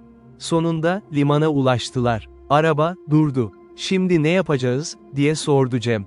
Tekne, dedi Ahmet. Denizden gideriz. Karayolları güvenli değil. Küçük bir balıkçı teknesi buldular. Sahibi, para karşılığında onları götürmeyi kabul etti. Tekne, Akdeniz'e açıldı. Gece, sakinaydı. Yıldızlar gökyüzünde parladıyordu. Kahire'ye ne kadar sürer, diye sordu Aylin. Bir gün, dedi tekne sahibi. Belki daha az, eğer rüzgar iyiyse. Aylin güvertede oturdu. Elindeki papirüslere baktı. 6 parça. Bir parça daha kalmıştı. Neredeyse bitti, diye düşündü. Ama en zor kısım, sonunda. Mehmet yanına oturdu. Doktor, ne düşünüyorsun? Son parçayı, dedi Aylin. Büyük Piramit. En ikonik yer. Ve kesinlikle en tehlikeli. Çünkü tarikat da orada olacak. Evet, onlar biliyorlar son parçanın nerede olduğunu. Ve bizi bekliyorlar. O zaman bir plan yapmalıyız, dedi Mehmet. Doğrudan giremeyiz. Aylin başını salladı. Haklısın. Ama nasıl bir plan? Sabah olduğunda, Kahire limanına vardılar. Şehir, her zamanki gibi kalabalıktı. Ama Aylin için, artık her köşe tehlikeliydi. Büyük Piramit, Giza'da, dedi. Şehir merkezinden 1 saat uzakta. Gündüz gidemeyiz, dedi Cem, çok dikkat çekeriz. O zaman gece, dedi Aylin. Turistler gittikten sonra, gün boyunca, bir pansiyonda saklandılar. Aylin, vasiyetin parçalarını okudu. Her parça, bir ipucu veriyordu. Zaman kapısının nasıl açılacağını, nasıl kullanılacağını. Eğer tüm parçaları birleştirirsek, dedi, zaman kapısını kontrol edebiliriz. Ya kapatırız, ya da geçmişi değiştirebiliriz. Geçmişi değiştirmek, dedi Mehmet, tehlikeli değil mi? Çok tehlikeli, dedi Aylin. Bir küçük değişiklik, geleceği tamamen değiştirebilir. O zaman ne yapacağız? Kapatacağız, dedi Aylin kararlılıkla. Zaman kapısı, kapalı kalmalı. İnsanlık için çok tehlikeli. Gece olduğunda, Giza'ya gittiler. Piramitler, uzaktan görünüyordu. Ay ışığında, mistik ve görkemli duruyordu. Nasıl içeri gireceğiz, diye sordu Cem. Gizli bir giriş var, dedi Aylin. Keşişin verdiği haritada gösteriliyor. Piramitlerin altında, tüneller var, oradan girebiliriz. Tüneli buldular. Dar ve karanlıktı. Ama başka seçenekleri yoktu. Tünel, derine iniyordu. Duvarlar, binlerce yıllıktı. Hiyeroglifler, antik hikayeleri anlatıyordu. Bu tünel, dedi Aylin, antik zamanlarda inşa edilmiş. Belki Firavun Kufu döneminde. Kufu, dedi Mehmet, büyük piramidi inşa eden Firavun. Eğer vasiyet buradaysa, muhtemelen onun mezarının yakınında. Tünel, bir odaya açıldı. Oda, etkileyiciydi. Tavanı yüksekti ve duvarlar altınla kaplıydı. Kral odası, diye fısıldadı Aylin. Buradayız. Odanın ortasında, taş bir lahit vardı. Ama lahit boştu. Kufu'nun cesedi, çoktan çalınmıştı. Parça nerede, diye sordu Cem. Aylin etrafı aradı. Ama bir şey bulamadı. Belki, dedi Mehmet, gizli bir bölme var. Tıpkı diğer yerlerdeki gibi. Duvarları incelediler. Ve Aylin, bir farklılık fark etti. Bir taş, diğerlerinden biraz dışarıdaydı. Taşı itti. Ve bir mekanizma çalıştı. Duvarda, gizli bir kapı açıldı. İşte, dedi Aylin. Ama kapının arkasında, bir oda değil, bir merdiven vardı. Merdiven, daha da derine iniyordu. Ne kadar derine gideceğiz, diye sordu Cem. Ne kadar gerekirse, dedi Aylin. Merdivenlerden indiler. Hava, gittikçe soğuyor ve basınç artıyordu. Sonunda, dev bir odaya ulaştılar. Bu oda, diğerlerinden çok daha büyüktü. Ve ortasında, taş bir platform vardı. Platformun üzerinde, altın bir disk vardı. Disk, karmaşık sembollerle kaplıydı. Zaman kapısı, dedi Aylin. Bulduk. Ama disk, eksikti. Ortasında, 7 yuvarlak boşluk vardı. Parçalar, dedi Mehmet. Vasiyetin 7 parçası, buraya yerleştirilmeli. Aylin, elindeki 6 parçayı çıkardı. Ama 7. parça yoktu. Son parça, hala kayıptı. Nerede 7. parça, diye sordu. Aniden, arkalarından bir ses geldi. Benimle. Döndüler. Hassan vardı. Ama yalnız değildi. Yanında, 10 kişilik bir grup vardı. Hepsi silahlıydı. Hassan, Aylin şaşırdı. Tutuklanmıştın. Tutuklandım, dedi Hassan gülümseyerek. Ama tarikat, beni kurtardı. Çünkü bana ihtiyaçları vardı. 7. parça senin elinde mi? Evet, dedi Hassan. Ve şimdi, diğer 6 parçayı alacağım. Ve zaman kapısını açacağım. Hayır, dedi Aylin. Buna izin vermeyeceğim. İzin mi? Hassan güldü. Sen karışamazsın. Tarikat, bu anı yüzyıllardır bekledi. Ve şimdi, sonunda geldi. Cem silahını çekti. Ama Hassan'ın adamları daha hızlıydı. Cem'i silahsızlandırdılar. Şimdi, dedi Hassan, parçaları verin. Ya da arkadaşlarınız ölür. Aylin çaresizdi. Elindeki papirüslere baktı. 6 parça. 6 sırrın anahtarı. Tamam, dedi. Al onları. Hassan parçaları aldı ve platforma yaklaştı. 7. parçayı da çıkardı. Sonunda, dedi, güç benim olacak. Hassan, parçaları diske yerleştirmeye başladı. Her parça, mükemmel bir şekilde yuvalara uyuyordu. Aylin izliyordu, çaresizce. Hassan, bunu yaparsan, tarih değişir. İnsanlık tehlikeye girer. İnsanlık, dedi Hassan, zaten tehlikede.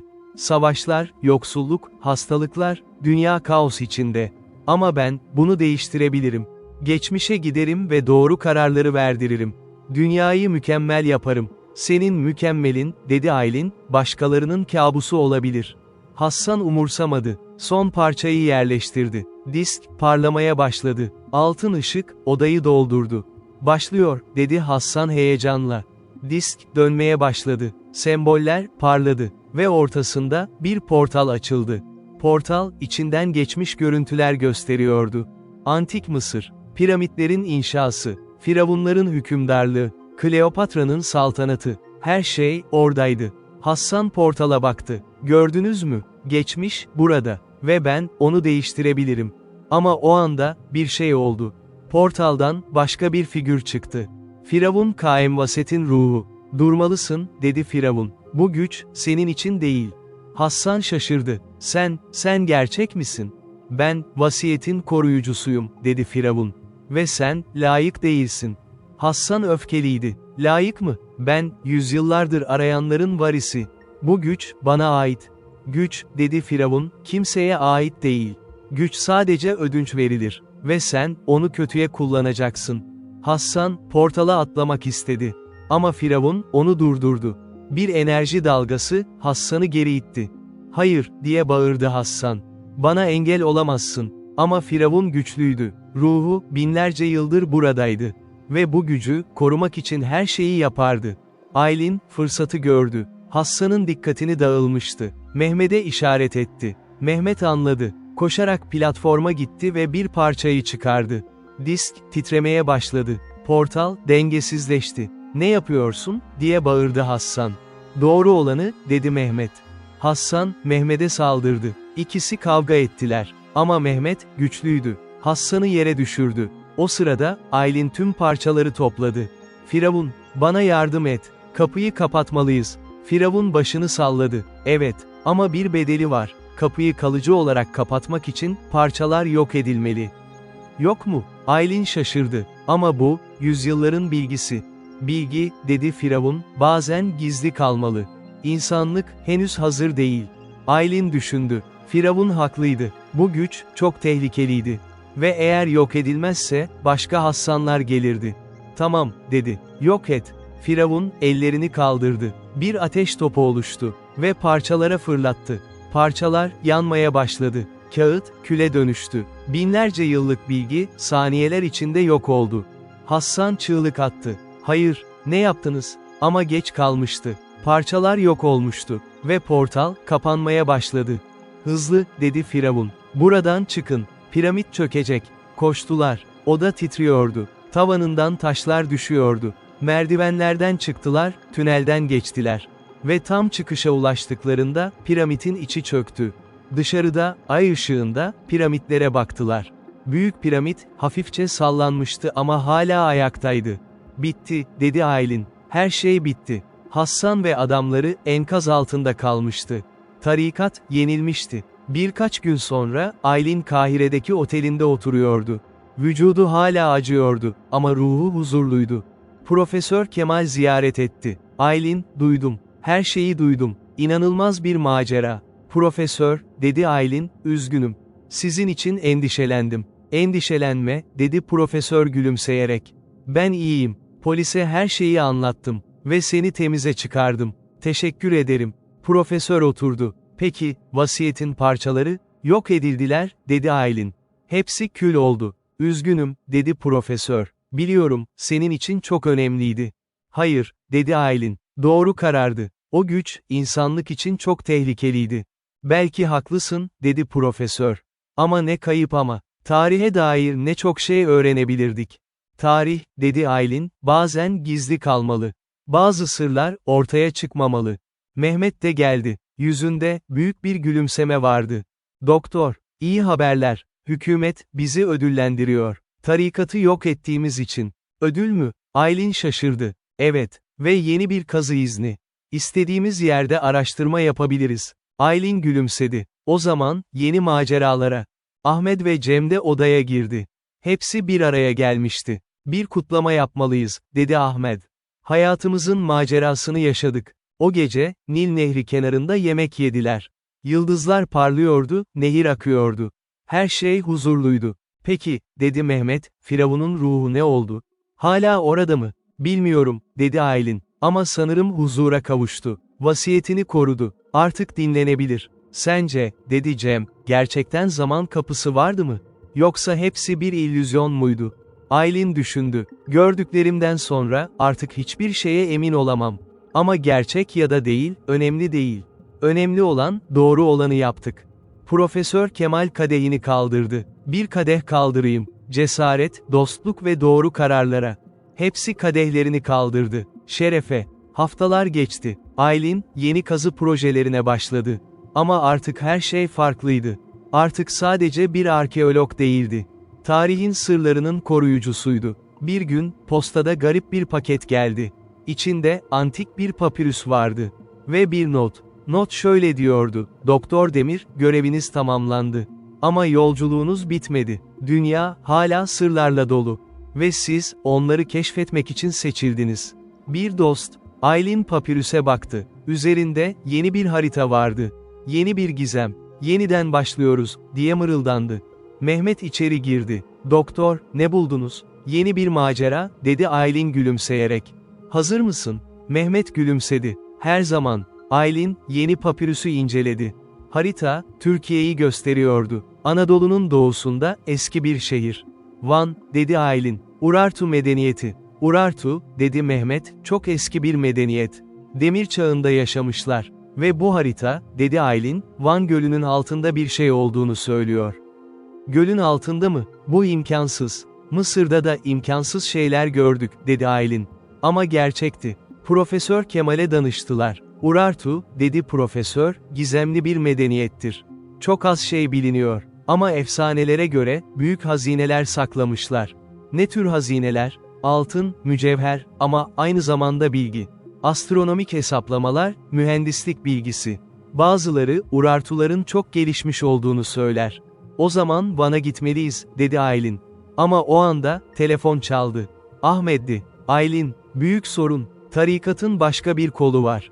Ve onlar da yeni hazineyi arıyorlar. Ne? Aylin şaşırdı. Tarikat yok edilmedi mi? Hassan'ın grubu yok edildi. Ama tarikat büyük. Dünya çapında şubeleri var. Ve şimdi, intikam peşindeler. Aylin kaygılandı. Yeni bir tehdit, yeni bir düşman. O zaman çabuk olmalıyız, dedi. Van'a hemen gidelim. Uçakla İstanbul'a uçtular. Oradan, Van'a kadar araba ile gittiler. Van, güzel bir şehirdi.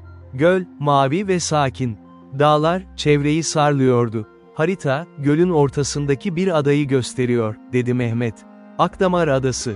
Akdamar, dedi Aylin, ünlü bir kilise var orada. Ermeni kilisesi. Belki hazine, kilisenin altında. Bir tekne kiraladılar ve adaya gittiler. Kilise, küçük ama güzeldi. Duvarlar, İncil sahneleriyle kaplıydı.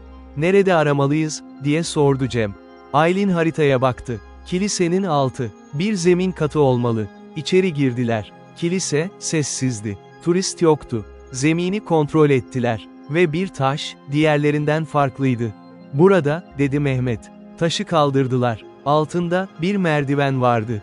Yine mi, dedi Cem, her zaman aşağı mı gidiyoruz? Sırlar, dedi Aylin, hep derinlerde saklanır. Merdivenler, dar ve karanlıktı. Duvarlar, taştan oyulmuştu. Hiyeroglifler değil, ama çivi yazısı vardı. Urartu yazısı, dedi Aylin. Çok nadir görülür. Aşağıda, küçük bir oda vardı. Oda, hazinelerle doluydu. Altın heykeller, süslü kalkanlar, antik silahlar. İnanılmaz, dedi Mehmet. Urartu hazinesi. Ama Aylin, hazinelere bakmadı. Odanın köşesinde, taş bir tablet vardı. Bu, dedi, aradığımız şey. Tablet, Urartu dilinde yazılmıştı. Ama Aylin, dili okuyabiliyordu. Yıllarca çalışmıştı. Gökyüzü tanrıları, bize bilgi verdi, diye okudu. Yıldızların sırlarını, zamanın akışını. Bu bilgi, kutsal ve tehlikeli. Sadece layık olanlar kullanabilir. Yıldızlar, dedi Mehmet. Yine zaman ve yıldızlar. Evet, dedi Aylin. Urartular da zaman bilgisine sahipmiş. Ama nasıl? Mısırlılarla bağlantıları var mıydı? Belki, dedi Aylin. Ya da belki aynı kaynaktan öğrendiler. Aniden, yukarıdan sesler geldi. Ayak sesleri. Birisi adaya gelmişti. Tarikat, dedi Cem, onlar buldular bizi. Hızlı, dedi Aylin. Tableti al ve çık. Ama merdivenlerden inerken, silahlı adamlar göründü. Durun, diye bağırdılar. Ellerinizi kaldırın. Aylin, Mehmet ve Cem elleri yukarıda durdular. Tarikatın yeni üyeleri onları çevirdi. Lider, maskeli bir kadındı. Doktor Demir, dedi soğuk bir sesle, nihayet tanıştık. Sen kimsin, diye sordu Aylin. Benim adım Leyla, dedi kadın. Maskesini çıkardı. Genç ve güzeldi, ama gözleri acımasızdı. Tarikatın yeni lideri ve Hassan'ın intikamını almaya geldim. Hassan, kendi seçimlerinin sonucunu yaşadı, dedi Aylin. Belki, dedi Leyla. Ama o, bir kahramandı. Ve sen, onu öldürdün. Ben öldürmedim. Kendi açgözlülüğü öldürdü. Leyla gülümsedi. Her neyse, şimdi, tablet benim. Ver onu. Aylin tereddüt etti. Ama başka seçeneği yoktu. Tableti Leyla'ya verdi. Teşekkürler, dedi Leyla. Ve şimdi, sizi öldüreceğiz. Böylece, kimse tarikat hakkında konuşamaz. Ama o anda, bir patlama oldu. Kilisenin girişi, patladı. Ve içeri, özel kuvvetler girdi.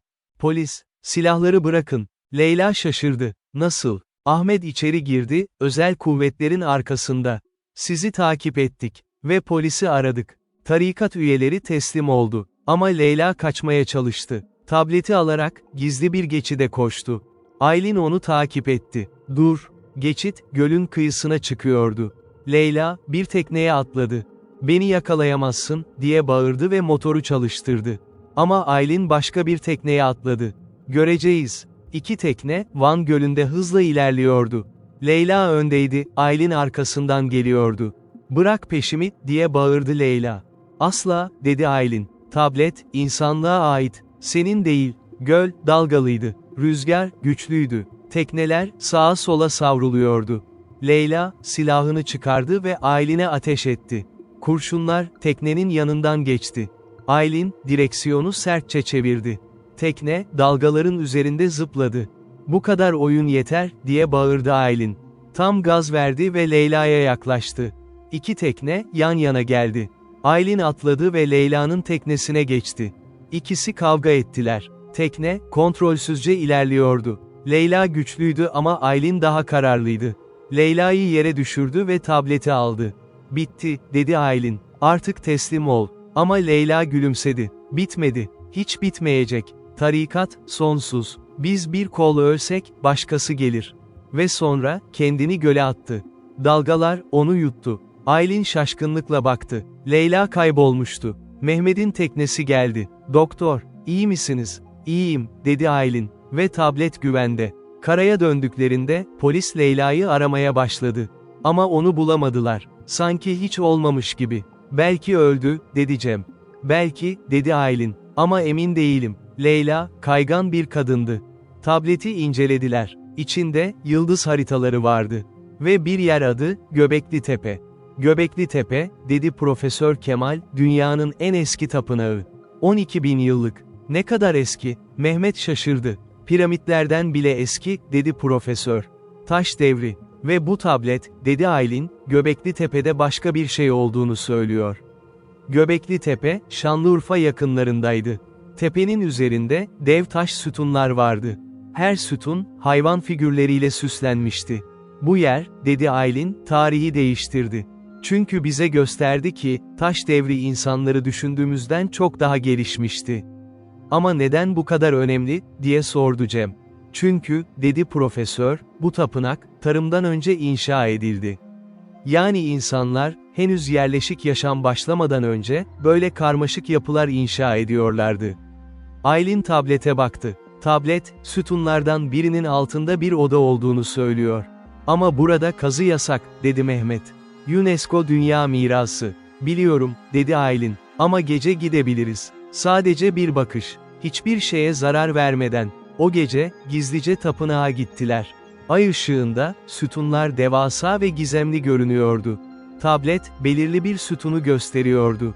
Sütunun dibinde, toprak yumuşaktı. Altında bir boşluk var, dedi Cem, toprağı kontrol ederek.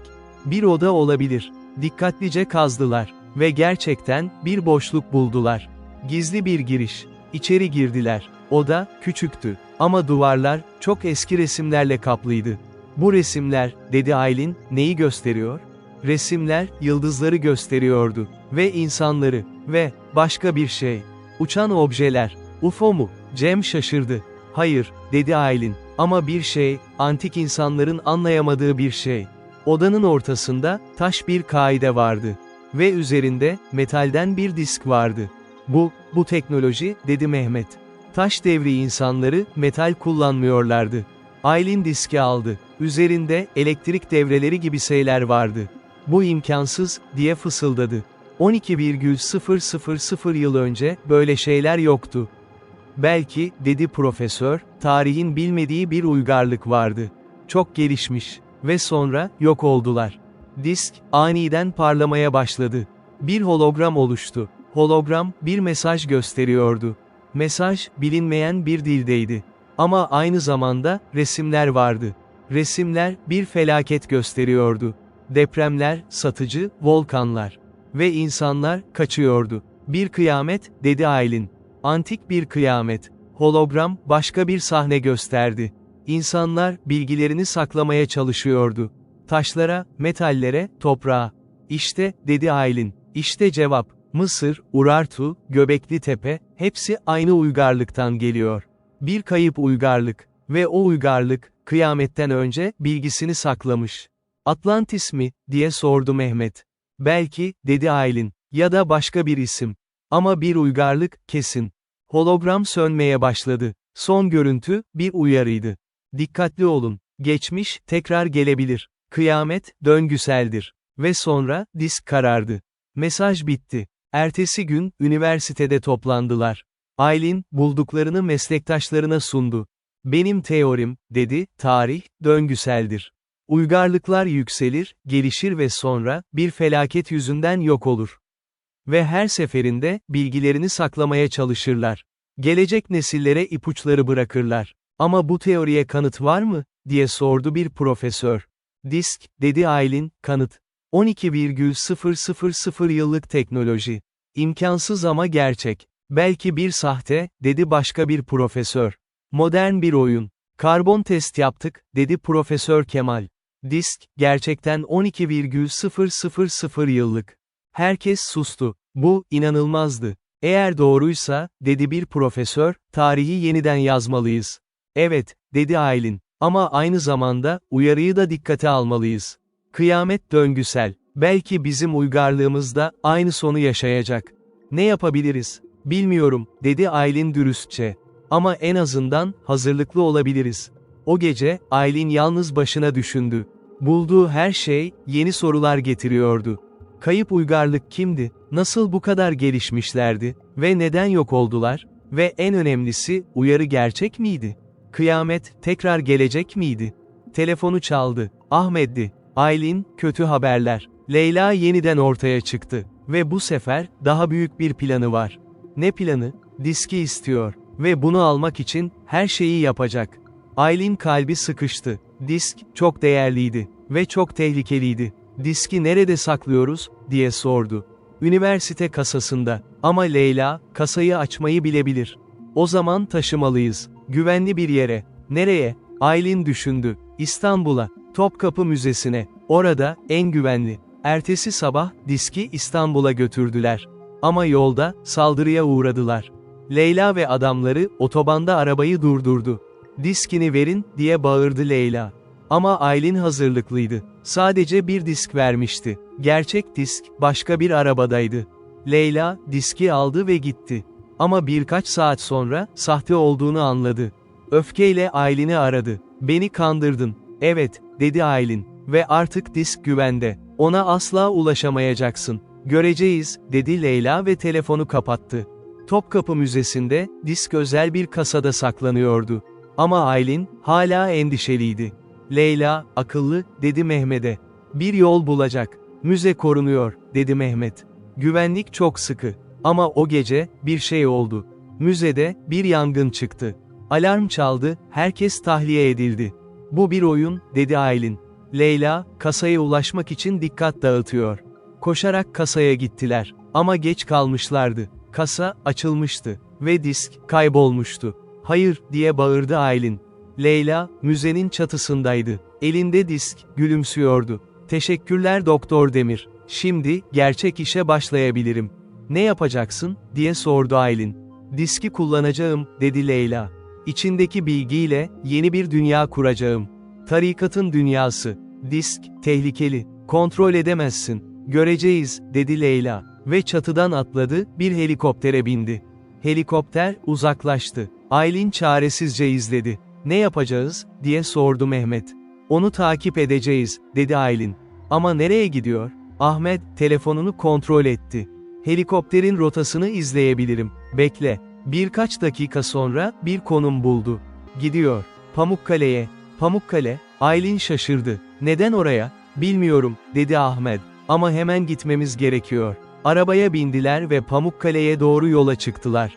Yol uzundu ama hızlı gittiler. Sabah olduğunda Pamukkale'ye vardılar. Beyaz travertenler güneşin altında parlıyordu. "Leyla nerede?" diye sordu Cem. Aylin, diski takip ediyordu. Disk, enerji yayıyordu ve bu enerji, Aylin'in aletinde görünüyordu. "Yukarıda," dedi. Hierapolis antik kentinde. Hierapolis, Pamukkale'nin üzerindeki antik Roma şehriydi. Yıkık sütunlar, tiyatro, nekropol, hepsi oradaydı. Ve ortada, Leyla duruyordu. Elinde disk, bir ritüel yapıyordu. "Durmalıyız onu," dedi Aylin. Ama Leyla, ritüeli tamamladı. Disk, parlamaya başladı. Ve yerden, bir enerji yükseldi. "Ne oluyor?" diye bağırdı Mehmet. "Zaman kapısı," dedi Aylin. Leyla, zaman kapısını açıyor. Zaman kapısı, açıldı. İçinden, geçmiş görüntüler akmaya başladı. Hierapolis'in inşası, Roma İmparatorluğu, Bizans dönemi, hepsi oradaydı.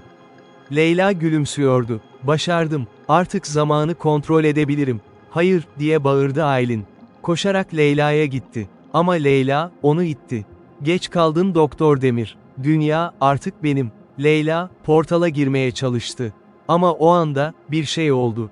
Disk, kontrolden çıktı. Enerji, Leyla'yı sardı. "Ne oluyor?" diye çığlık attı Leyla. "Durduramıyorum. Söylemiştim," dedi Aylin. "Disk, kontrol edilemez. Kendi iradesine sahip." Leyla, portala çekildi. Çığlıkları, yankılandı. Ve sonra, kayboldu. Portal, kapanmaya başladı. Ama Aylin, bir şey fark etti. Disk, yerde duruyordu. "Diski al," diye bağırdı Mehmet. Aylin, diski aldı. Ama portal hala açıktı. Ve içinden, sesler geliyordu. "Yardım edin." Aylin baktı. Leyla, portal içinde sıkışmıştı. Geçmiş ve gelecek arasında kaybolmuştu. "Kurtarmalıyım onu," dedi Aylin. "Çok tehlikeli," dedi Mehmet. Ama Aylin, umursamadı. Portala yaklaştı ve elini uzattı. "Leyla, elimi tut." Leyla, çaresizce uzandı. Parmakları, birbirine değdi. Aylin, tüm gücüyle çekti. Ve Leyla, portaldan çıktı. İkisi, yere düştü. Portal, kapandı. Leyla, nefes nefeseydi. Neden kurtardın?" "Çünkü," dedi Aylin, "kimsenin ölmesini istemem. Sen de dahil." Leyla, ağlamaya başladı. Ben sadece dünyayı değiştirmek istedim. Daha iyi bir yer yapmak." "Biliyorum," dedi Aylin. "Ama doğru yol bu değil.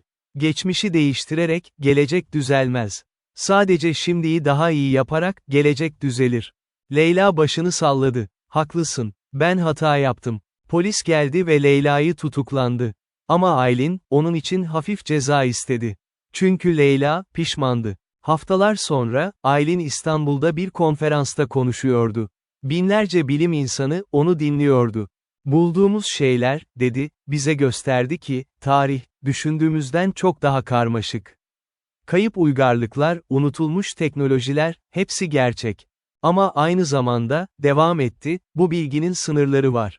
Her şeyi bilmek, her şeyi kontrol etmek. Bu, tehlikeli. Bazı şeyler, gizli kalmalı. Bilim," dedi, "sadece bilgi toplamak değil. Aynı zamanda, bilgelik. Neyi aramalı, neyi bırakmalı. Bunu bilmek, gerçek bilimdir." Konferans salonunda, alkışlar yükseldi. Konferanstan sonra, Profesör Kemal onu tebrik etti. "Gurur duydum Aylin. Sadece iyi bir arkeolog değil, aynı zamanda iyi bir insan olduğunu gösterdin." "Teşekkür ederim Profesör," dedi Aylin. "Ama bu, sizin sayenizde. Siz bana sadece bilim değil, ahlak da öğrettiniz." O gece, Aylin Boğaz'da yürüdü. İstanbul, gece ışıklarıyla parlıyordu. Köprüler, maviydi. Gemiler, denizde yüzüyordu. "Ne kadar güzel," diye düşündü. Ve ne kadar kırılgan. Tarih, ona göstermişti ki, uygarlıklar gelir ve gider. Ama güzellik, her zaman kalır. Telefonu çaldı. Mehmet'ti. "Doktor, yeni bir keşif. Kapadokya'da, yeraltı şehrinde." Aylin gülümsedi. "Yine mi? Hiç bitmiyor. Hiç bitmeyecek," dedi Mehmet. "Çünkü tarih, sonsuz. Ve sırlar, her zaman var." "Tamam," dedi Aylin. "Yarın oraya gidelim." Ve böylece, yeni bir macera başladı. Kapadokya, peri bacalarıyla ünlüydü. Ama yeraltı şehirleri, daha da etkileyiciydi. Derin kuyu, 8 kat derinliğe iniyordu. "Bu yeraltı şehri," dedi rehber, "binlerce insanı barındırabilirdi." Havalandırma sistemleri, su kuyuları, depo odaları, hepsi var. Ama neden inşa edildi, diye sordu Aylin. Muhtemelen düşmanlardan saklanmak için, dedi rehber. Ama tam olarak bilmiyoruz. Mehmet, yeni keşfin yerini kontrol etti. Burada, dedi, 8. katın altında. 9. bir kat daha var. 9. kat, rehber şaşırdı. İmkansız. 8. kat, en derindir. Ama harita, dedi Mehmet, 9. katı gösteriyor. 8. kata indiler ve zemini kontrol ettiler. Gerçekten, gizli bir geçit vardı. Nasıl açacağız, diye sordu Cem. Aylin, duvarlardaki sembolleri inceledi. Bu semboller, Urartu'dan. Belki aynı mekanizma. Sembolleri doğru sırayla çevirdi. Ve geçit, açıldı. 9. kat, çok daha eski görünüyordu. Duvarlar, daha pürüzlü. Hava, daha ağır. Bu bölüm, dedi Aylin, diğerlerinden daha eski. Belki binlerce yıl önce inşa edildi. Koridor, dar ve uzundu. Ve sonunda, dev bir odaya açıldı. Oda, harikayı andırıyordu. Tavanı yüksekti, duvarlar kabartmalarla kaplıydı. Ve ortasında, taş bir platform vardı. Bu ne, diye fısıldadı Mehmet. Aylin platformu inceledi. Üzerinde, 7 boşluk vardı. Tıpkı büyük piramitteki gibi. Başka bir zaman kapısı, dedi. Ama bu, farklı. Nasıl farklı? Bu, sadece görüntü göstermiyor. Bu, gerçekten zaman yolculuğu yapıyor. Mehmet geri çekildi. O zaman dokunmayalım. Ama Aylin meraklıydı. Belki bir deneme yapabiliriz. Sadece bir ipucu, bir işaret. Çok tehlikeli, dedi Cem. Ama Aylin, kararlıydı. Diski platformun ortasına koyundu. Disk, parlamaya başladı. Ve bir portal açıldı. Ama bu portal, farklıydı. İçinde, sadece geçmiş değil, gelecek de vardı. Portal, geleceği gösterdi. İstanbul, ama 100 yıl sonra. Şehir, değişmişti. Binalar daha yüksek, arabalar uçuyordu. İnanılmaz, dedi Mehmet. Gelecek, böyle mi olacak? Ama sonra, başka bir görüntü geldi. Bir felaket. Şehir, sular altındaydı. İnsanlar, çatılarda mahsur kalmıştı. Hayır, dedi Aylin. İklim değişikliği, deniz seviyesi yükselmiş. Bunu önleyebilir miyiz, diye sordu Mehmet. Bilmiyorum, dedi Aylin. Ama en azından uyarabiliriz. Portal, başka görüntüler gösterdi. Savaşlar, kıtlıklar, salgınlar. Ama aynı zamanda, umut da vardı. İnsanlar, bir araya geliyordu. Bilim insanları, çözümler buluyordu. Gelecek, dedi Aylin, kötü ve iyi. Her ikisi de mümkün. Hangisi gerçekleşecek, bizim seçimimize bağlı. Portal kapandı. Disk söndü. Şimdi ne yapacağız, diye sordu Cem. Dünyaya anlatacağız, dedi Aylin. Gördüklerimizi, öğrendiklerimizi. İnsanlar bilmeli. Ama o anda, odanın tavanı çökmeye başladı. Yeraltı şehri, dengesizleşmişti. Çıkmalıyız, diye bağırdı Mehmet. Koştular. Ama koridor, çöküyordu. Arkalarından taşlar düşüyordu. Buradan çıkamayız, dedi Cem. Başka bir yol olmalı, dedi Aylin. Duvarları kontrol etti. Ve bir delik buldu. Dar ama geçilebilecek kadar genişti. Buradan, diye bağırdı. Delikten geçtiler. Öteki tarafta, başka bir tünel vardı. Bu tünel, yukarı çıkıyordu. Hızla tırmandılar. Ve sonunda, açık havaya çıktılar. Peri bacalarının arasında, güneş parlıyordu. Kurtulduk, dedi Mehmet, nefes nefese. Ama arkalarından, yeraltı şehri çöküyordu. 9. kat, tamamen yok oldu. Şimdi, dedi Aylin, kimse inanmayacak. Kanıtımız yok. Ama bizim tanıklığımız var, dedi Mehmet. Ve bu yeter. İstanbul'a döndüklerinde, Aylin bir basın toplantısı düzenledi. Dünya medyası, oradaydı. Bugün, dedi Aylin, size önemli bir şey anlatacağım. Tarih, düşündüğümüzden çok daha karmaşık. Ve gelecek, elimizde. Gördükleri şeyleri anlattı. Kayıp uygarlıklar, zaman kapıları, gelecek vizyonları. Ama disk hakkında fazla detay vermedi. Çünkü disk, hala çok tehlikeliydi. Mesajımız şu, dedi, insanlık, tehlike altında. İklim değişikliği, savaşlar, kıtlıklar, hepsi geliyor. Ama biz, önleyebiliriz. Eğer birlikte hareket edersek. Bilim insanları olarak, devam etti, görevimiz, sadece keşfetmek değil. Aynı zamanda korumak. Geçmişi korumak, geleceği korumak. Ve en önemlisi, şimdiyi korumak. Basın toplantısından sonra, tepkiler karışıktı. Bazıları inanmadı. Bazıları ise endişelendi. Ama Aylin umursamadı. Mesajını vermişti. Artık insanlar, kendi kararlarını verecekti. Bir gün, eski bir arkadaş ziyaret etti. Leyla'ydı. Hapisten çıkmıştı, affedilmişti. Aylin, dedi, seninle konuşmak istedim. Buyur, dedi Aylin, otur. Leyla oturdu. Ben hata yaptım. Büyük hata. Ama şimdi, öğrendim. Dünyayı değiştirmek için, güç gerekmez. Bilgelik gerekir. Doğru, dedi Aylin. Ve sen, artık bilgesin. Bana bir şans verir misin, diye sordu Leyla. Seninle çalışmak istiyorum. İyiliği yaymak için. Aylin düşündü. Leyla, geçmişte düşmandı. Ama insanlar değişebilir. Tamam, dedi. Ama bir şartla. Artık güç peşinde koşma. Sadece bilgi. Söz veriyorum, dedi Leyla.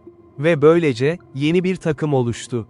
Aylin, Mehmet, Cem, Ahmet, Profesör Kemal ve Leyla. Birlikte, dünyayı daha iyi yapmak için çalıştılar. Aylar geçti. Ekip, Anadolu'nun her yerini araştırdı. Yeni keşifler, her gün geliyordu. Burada, Frigg mezarı var, dedi Mehmet, Afyon yakınlarında. Şurada, Lidya hazinesi, dedi Cem, Manisa'da. Her keşif, tarihin bir parçasını aydınlatıyordu. Ama Aylin, hala büyük resmi arıyordu. Tüm bu uygarlıklar, dedi, bir şekilde bağlantılı.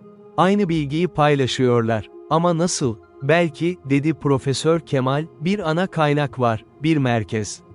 Nerede, diye sordu Aylin. Bilmiyorum, dedi profesör. Ama bulacağız. Bir gün, eski bir papirüs bulundu.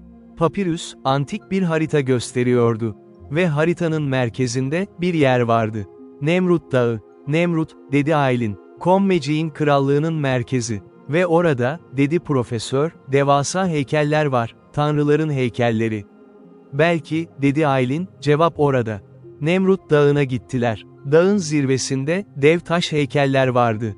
Zeus, Apollo, Tyche, hepsi oradaydı. Bu heykeller, dedi Aylin, sadece tanrıları göstermiyor.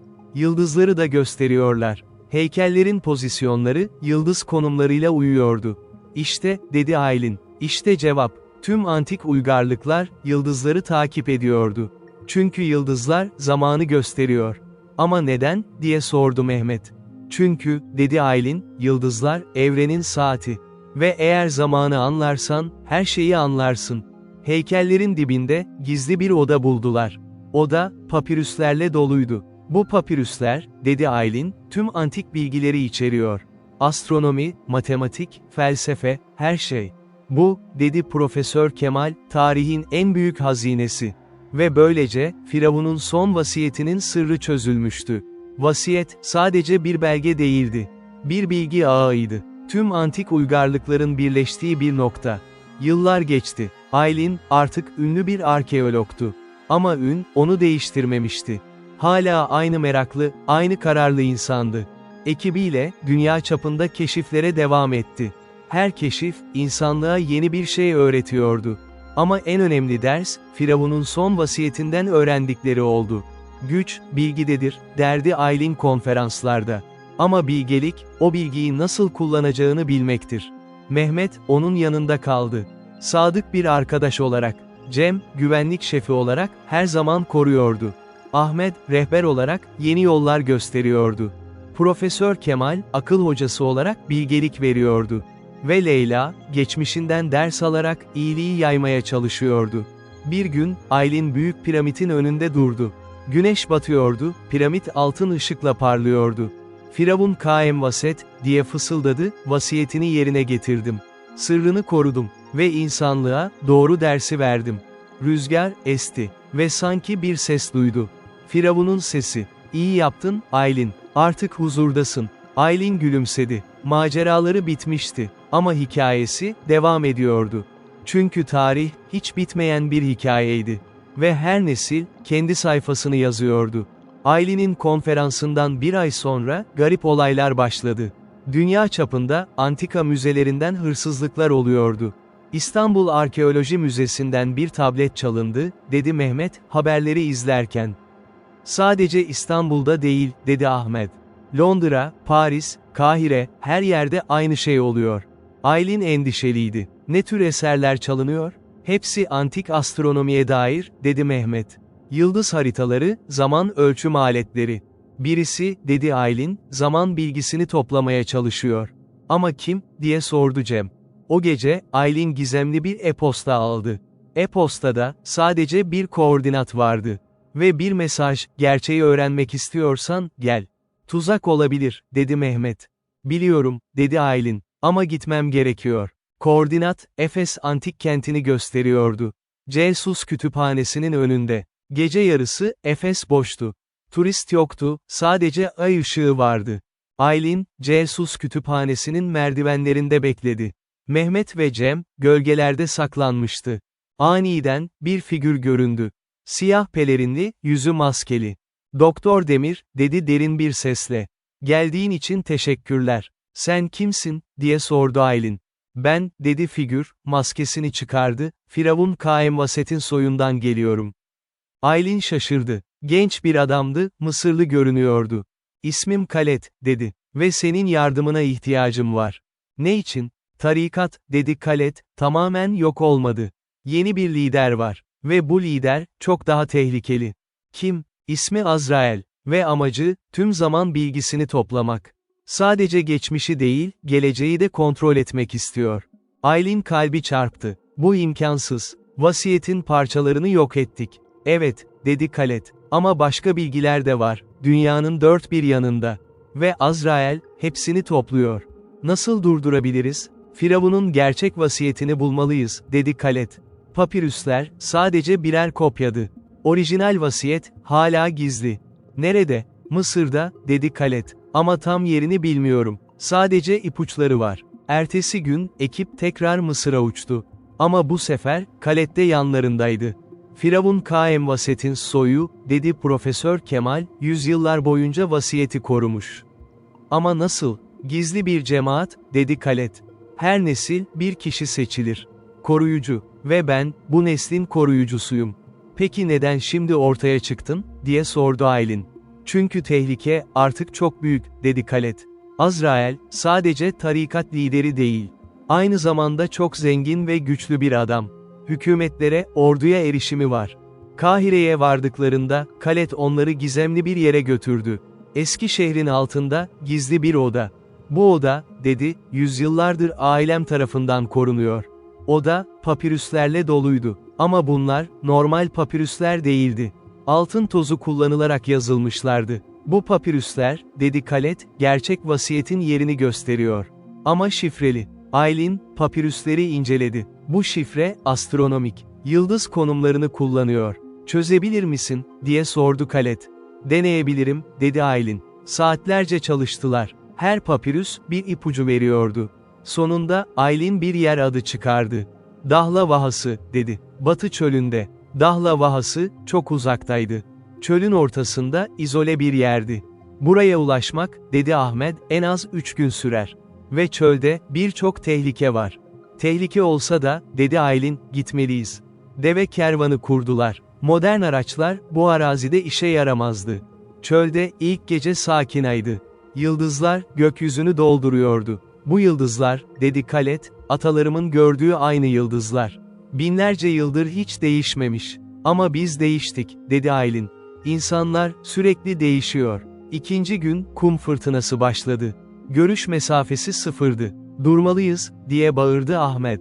Devam edemeyiz. Çadır kurdular ve fırtınanın dinmesini beklediler. Fırtınada, Aylin bir rüya gördü.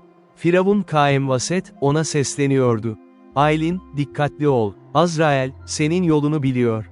Ve bir tuzak kurmuş. Uyandığında, terli ve endişeliydi. Ne oldu, diye sordu Mehmet. Bir uyarı, dedi Aylin.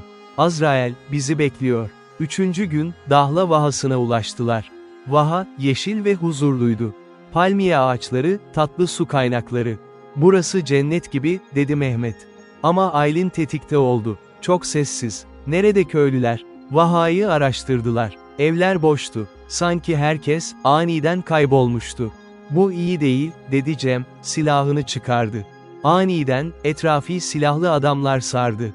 En az 20 kişi. Ve ortalarında, uzun boylu, esmer bir adam duruyordu. Gözleri buz gibiydi.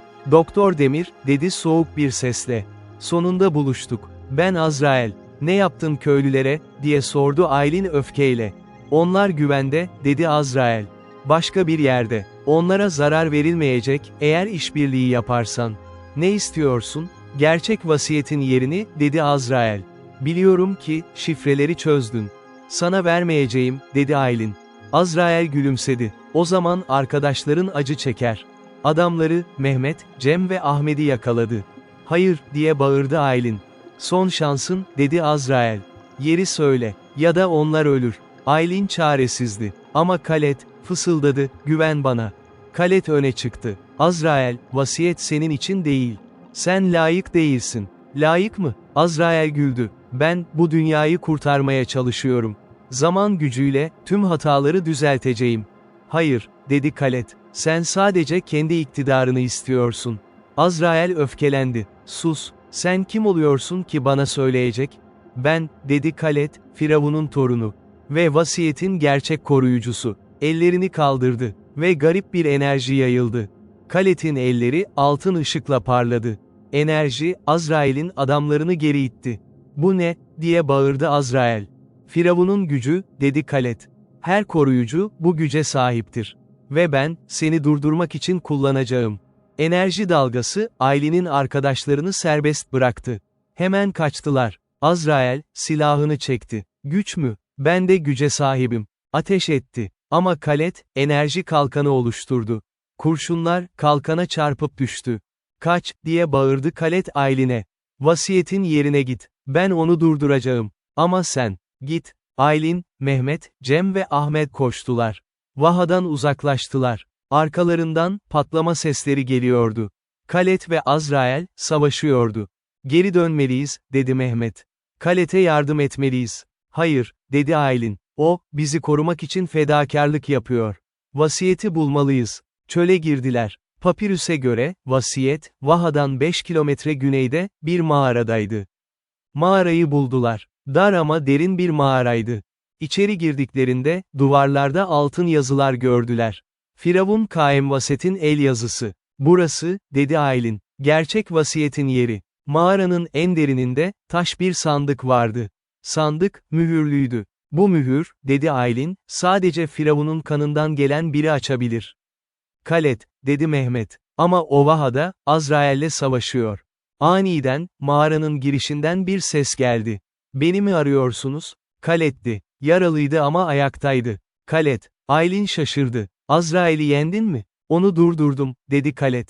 Ama öldürmedim. Sadece zaman kazandık. Sandığa yaklaştı. Parmağını kesti ve kanı mühre sürdü. Mühür, parladı ve sandık açıldı. İçinde, altın bir papirüs vardı. Firavun'un gerçek vasiyeti. Aylin dikkatlice aldı ve okudu. Ben, Firavun Kaemvaset, bu vasiyeti yazıyorum. Zaman gücü, insanlığa verildi. Ama bu güç, lanetli olabilir. Eğer yanlış kullanılırsa, dünya yok olur. Bu yüzden, devam ediyordu, gücü 7 parçaya ayırdım. Ve her parçayı, farklı bir yerde sakladım. Sadece gerçekten layık olan, tüm parçaları bulabilir. Ama asıl sır şu, güç, kullanılmamalı. Sadece korunmalı. Çünkü zaman, tanrıların işidir. İnsanların değil. Aylin başını kaldırdı. Anladım. Vasiyet, bir test. Bizi test etti. Ve biz geçtik. Evet, dedi Khaled. Çünkü siz, gücü kullanmadınız. Sadece korudunuz. Peki şimdi ne olacak, diye sordu Mehmet. Şimdi, dedi Aylin, bu vasiyeti yok edeceğiz. Kalıcı olarak. Mağaranın dışına çıktıklarında, Azrail bekliyordu. Yanında yüzlerce adam vardı. Vasiyet bende, dedi Azrail. Teslim edin.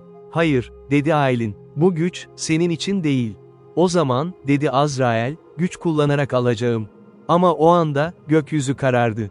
Rüzgar, şiddetlendi. Ve bir ses yankılandı. Firavun Kaemvaset'in sesi. Azrail, dur. Bu güç, sana ait değil. Firavun'un ruhu göründü. Dev ve görkemli. Sen, dedi Azrail şaşkınlıkla. Evet, dedi Firavun. Ben hala buradayım. Vasiyetimi koruyorum. Ama sen ölüsün.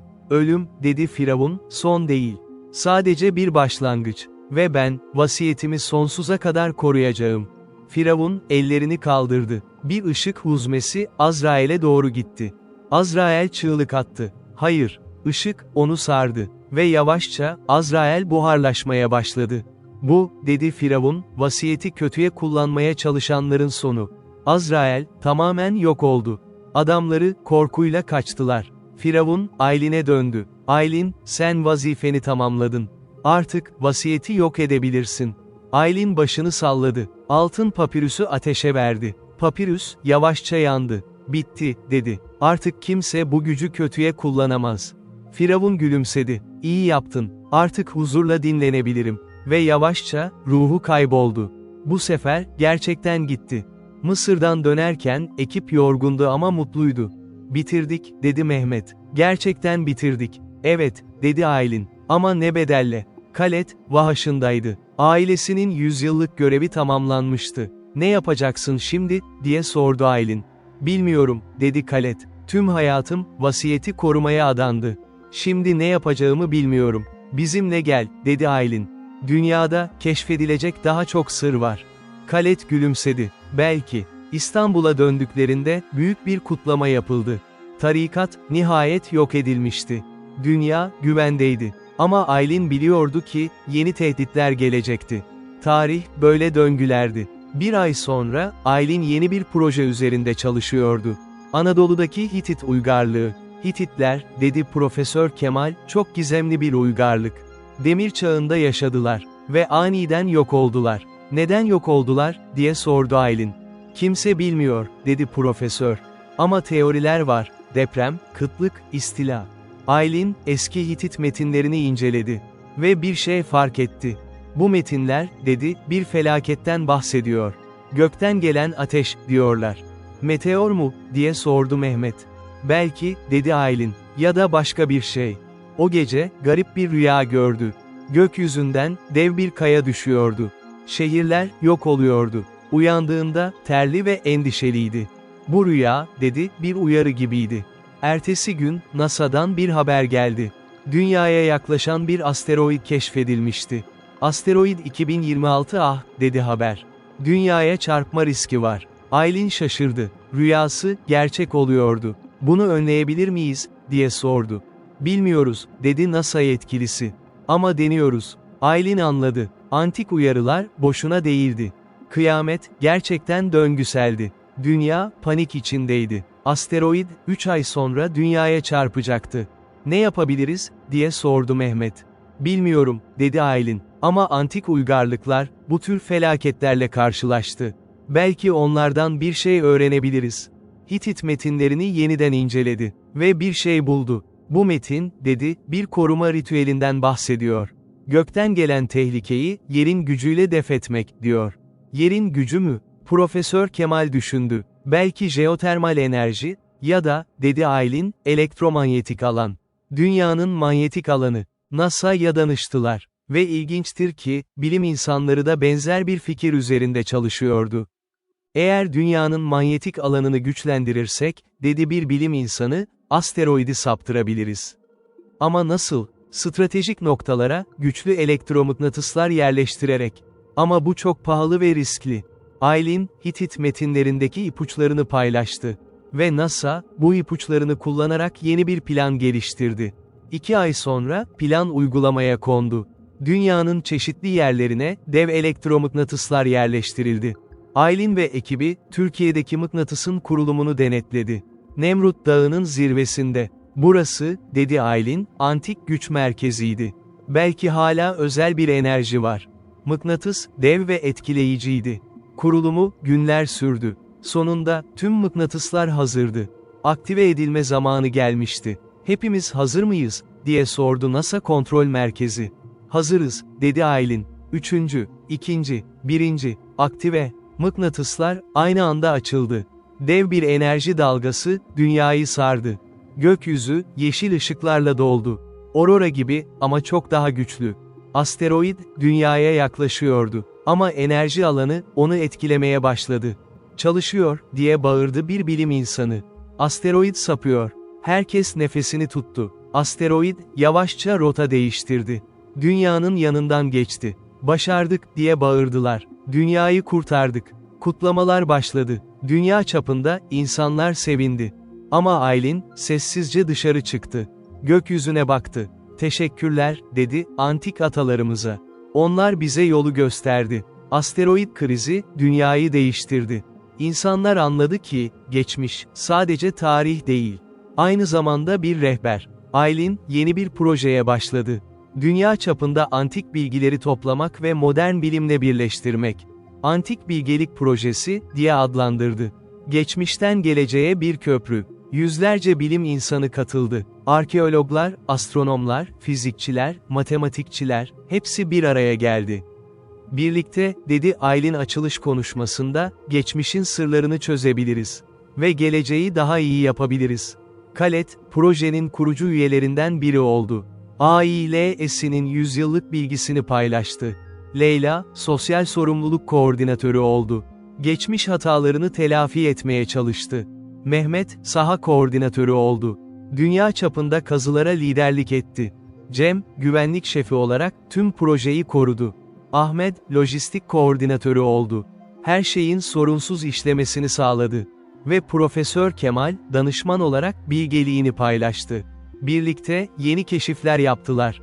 Her keşif, insanlığa yeni bir şey öğretti. Yıllar geçti. Aylin, artık yaşlı bir kadındı. Ama hala meraklı, hala öğrenmeye açıktı. Bir gün, genç bir öğrenci ziyaret etti. Doktor Demir, sizinle röportaj yapmak istiyorum.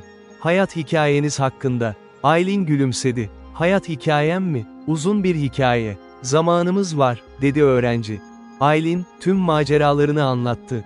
Firavun'un vasiyeti, zaman kapıları, kayıp uygarlıklar, asteroid krizi, hepsi.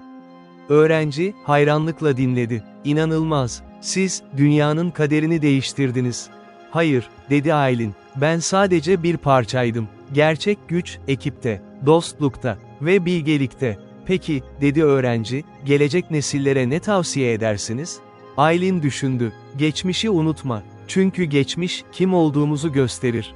Ama geçmişe takılma. Çünkü gelecek, bizi bekliyor. Ve en önemlisi, devam etti, her zaman meraklı kal. Çünkü dünya, sırlarla dolu. Ve her sır, keşfedilmeyi bekliyor. Öğrenci teşekkür etti ve gitti. Aylin, pencereden dışarı baktı. İstanbul, gün batımında parlıyordu. Boğaz, altın ışıkla doluydu. Ne güzel, diye fısıldadı. Ve ne kadar mucizevi. Elinde, eski bir papirüs vardı. Son papirüs. Firavun Kaemvaset'in son mesajı. Dünya, değişir. Uygarlıklar, gelir ve gider. Ama insanlık ruhu, sonsuzdur. Ve bu ruh, her zaman ışığı arar. Ben, Firavun Kaemvaset, bu mesajı bırakıyorum. Gelecek nesillere, ışığı arayın. Karanlıktan korkmayın. Çünkü her karanlık, bir yeni şafağın habercisidir. Aylin gülümsedi. Teşekkürler Firavun. Mesajını aldık. Ve taşıyoruz. Papirüsü dikkatlice yerine koydu. Ve dışarı çıktı. Mehmet, onu bekliyordu. Doktor, yeni bir keşif var. Karadeniz'de, su altında bir şehir bulundu. Aylin'in gözleri parladı. Yeni bir macera mı? Her zaman, dedi Mehmet gülümseyerek. Ve birlikte, yeni bir yolculuğa çıktılar. Çünkü tarih, hiç bitmez. Ve her son, yeni bir başlangıçtır.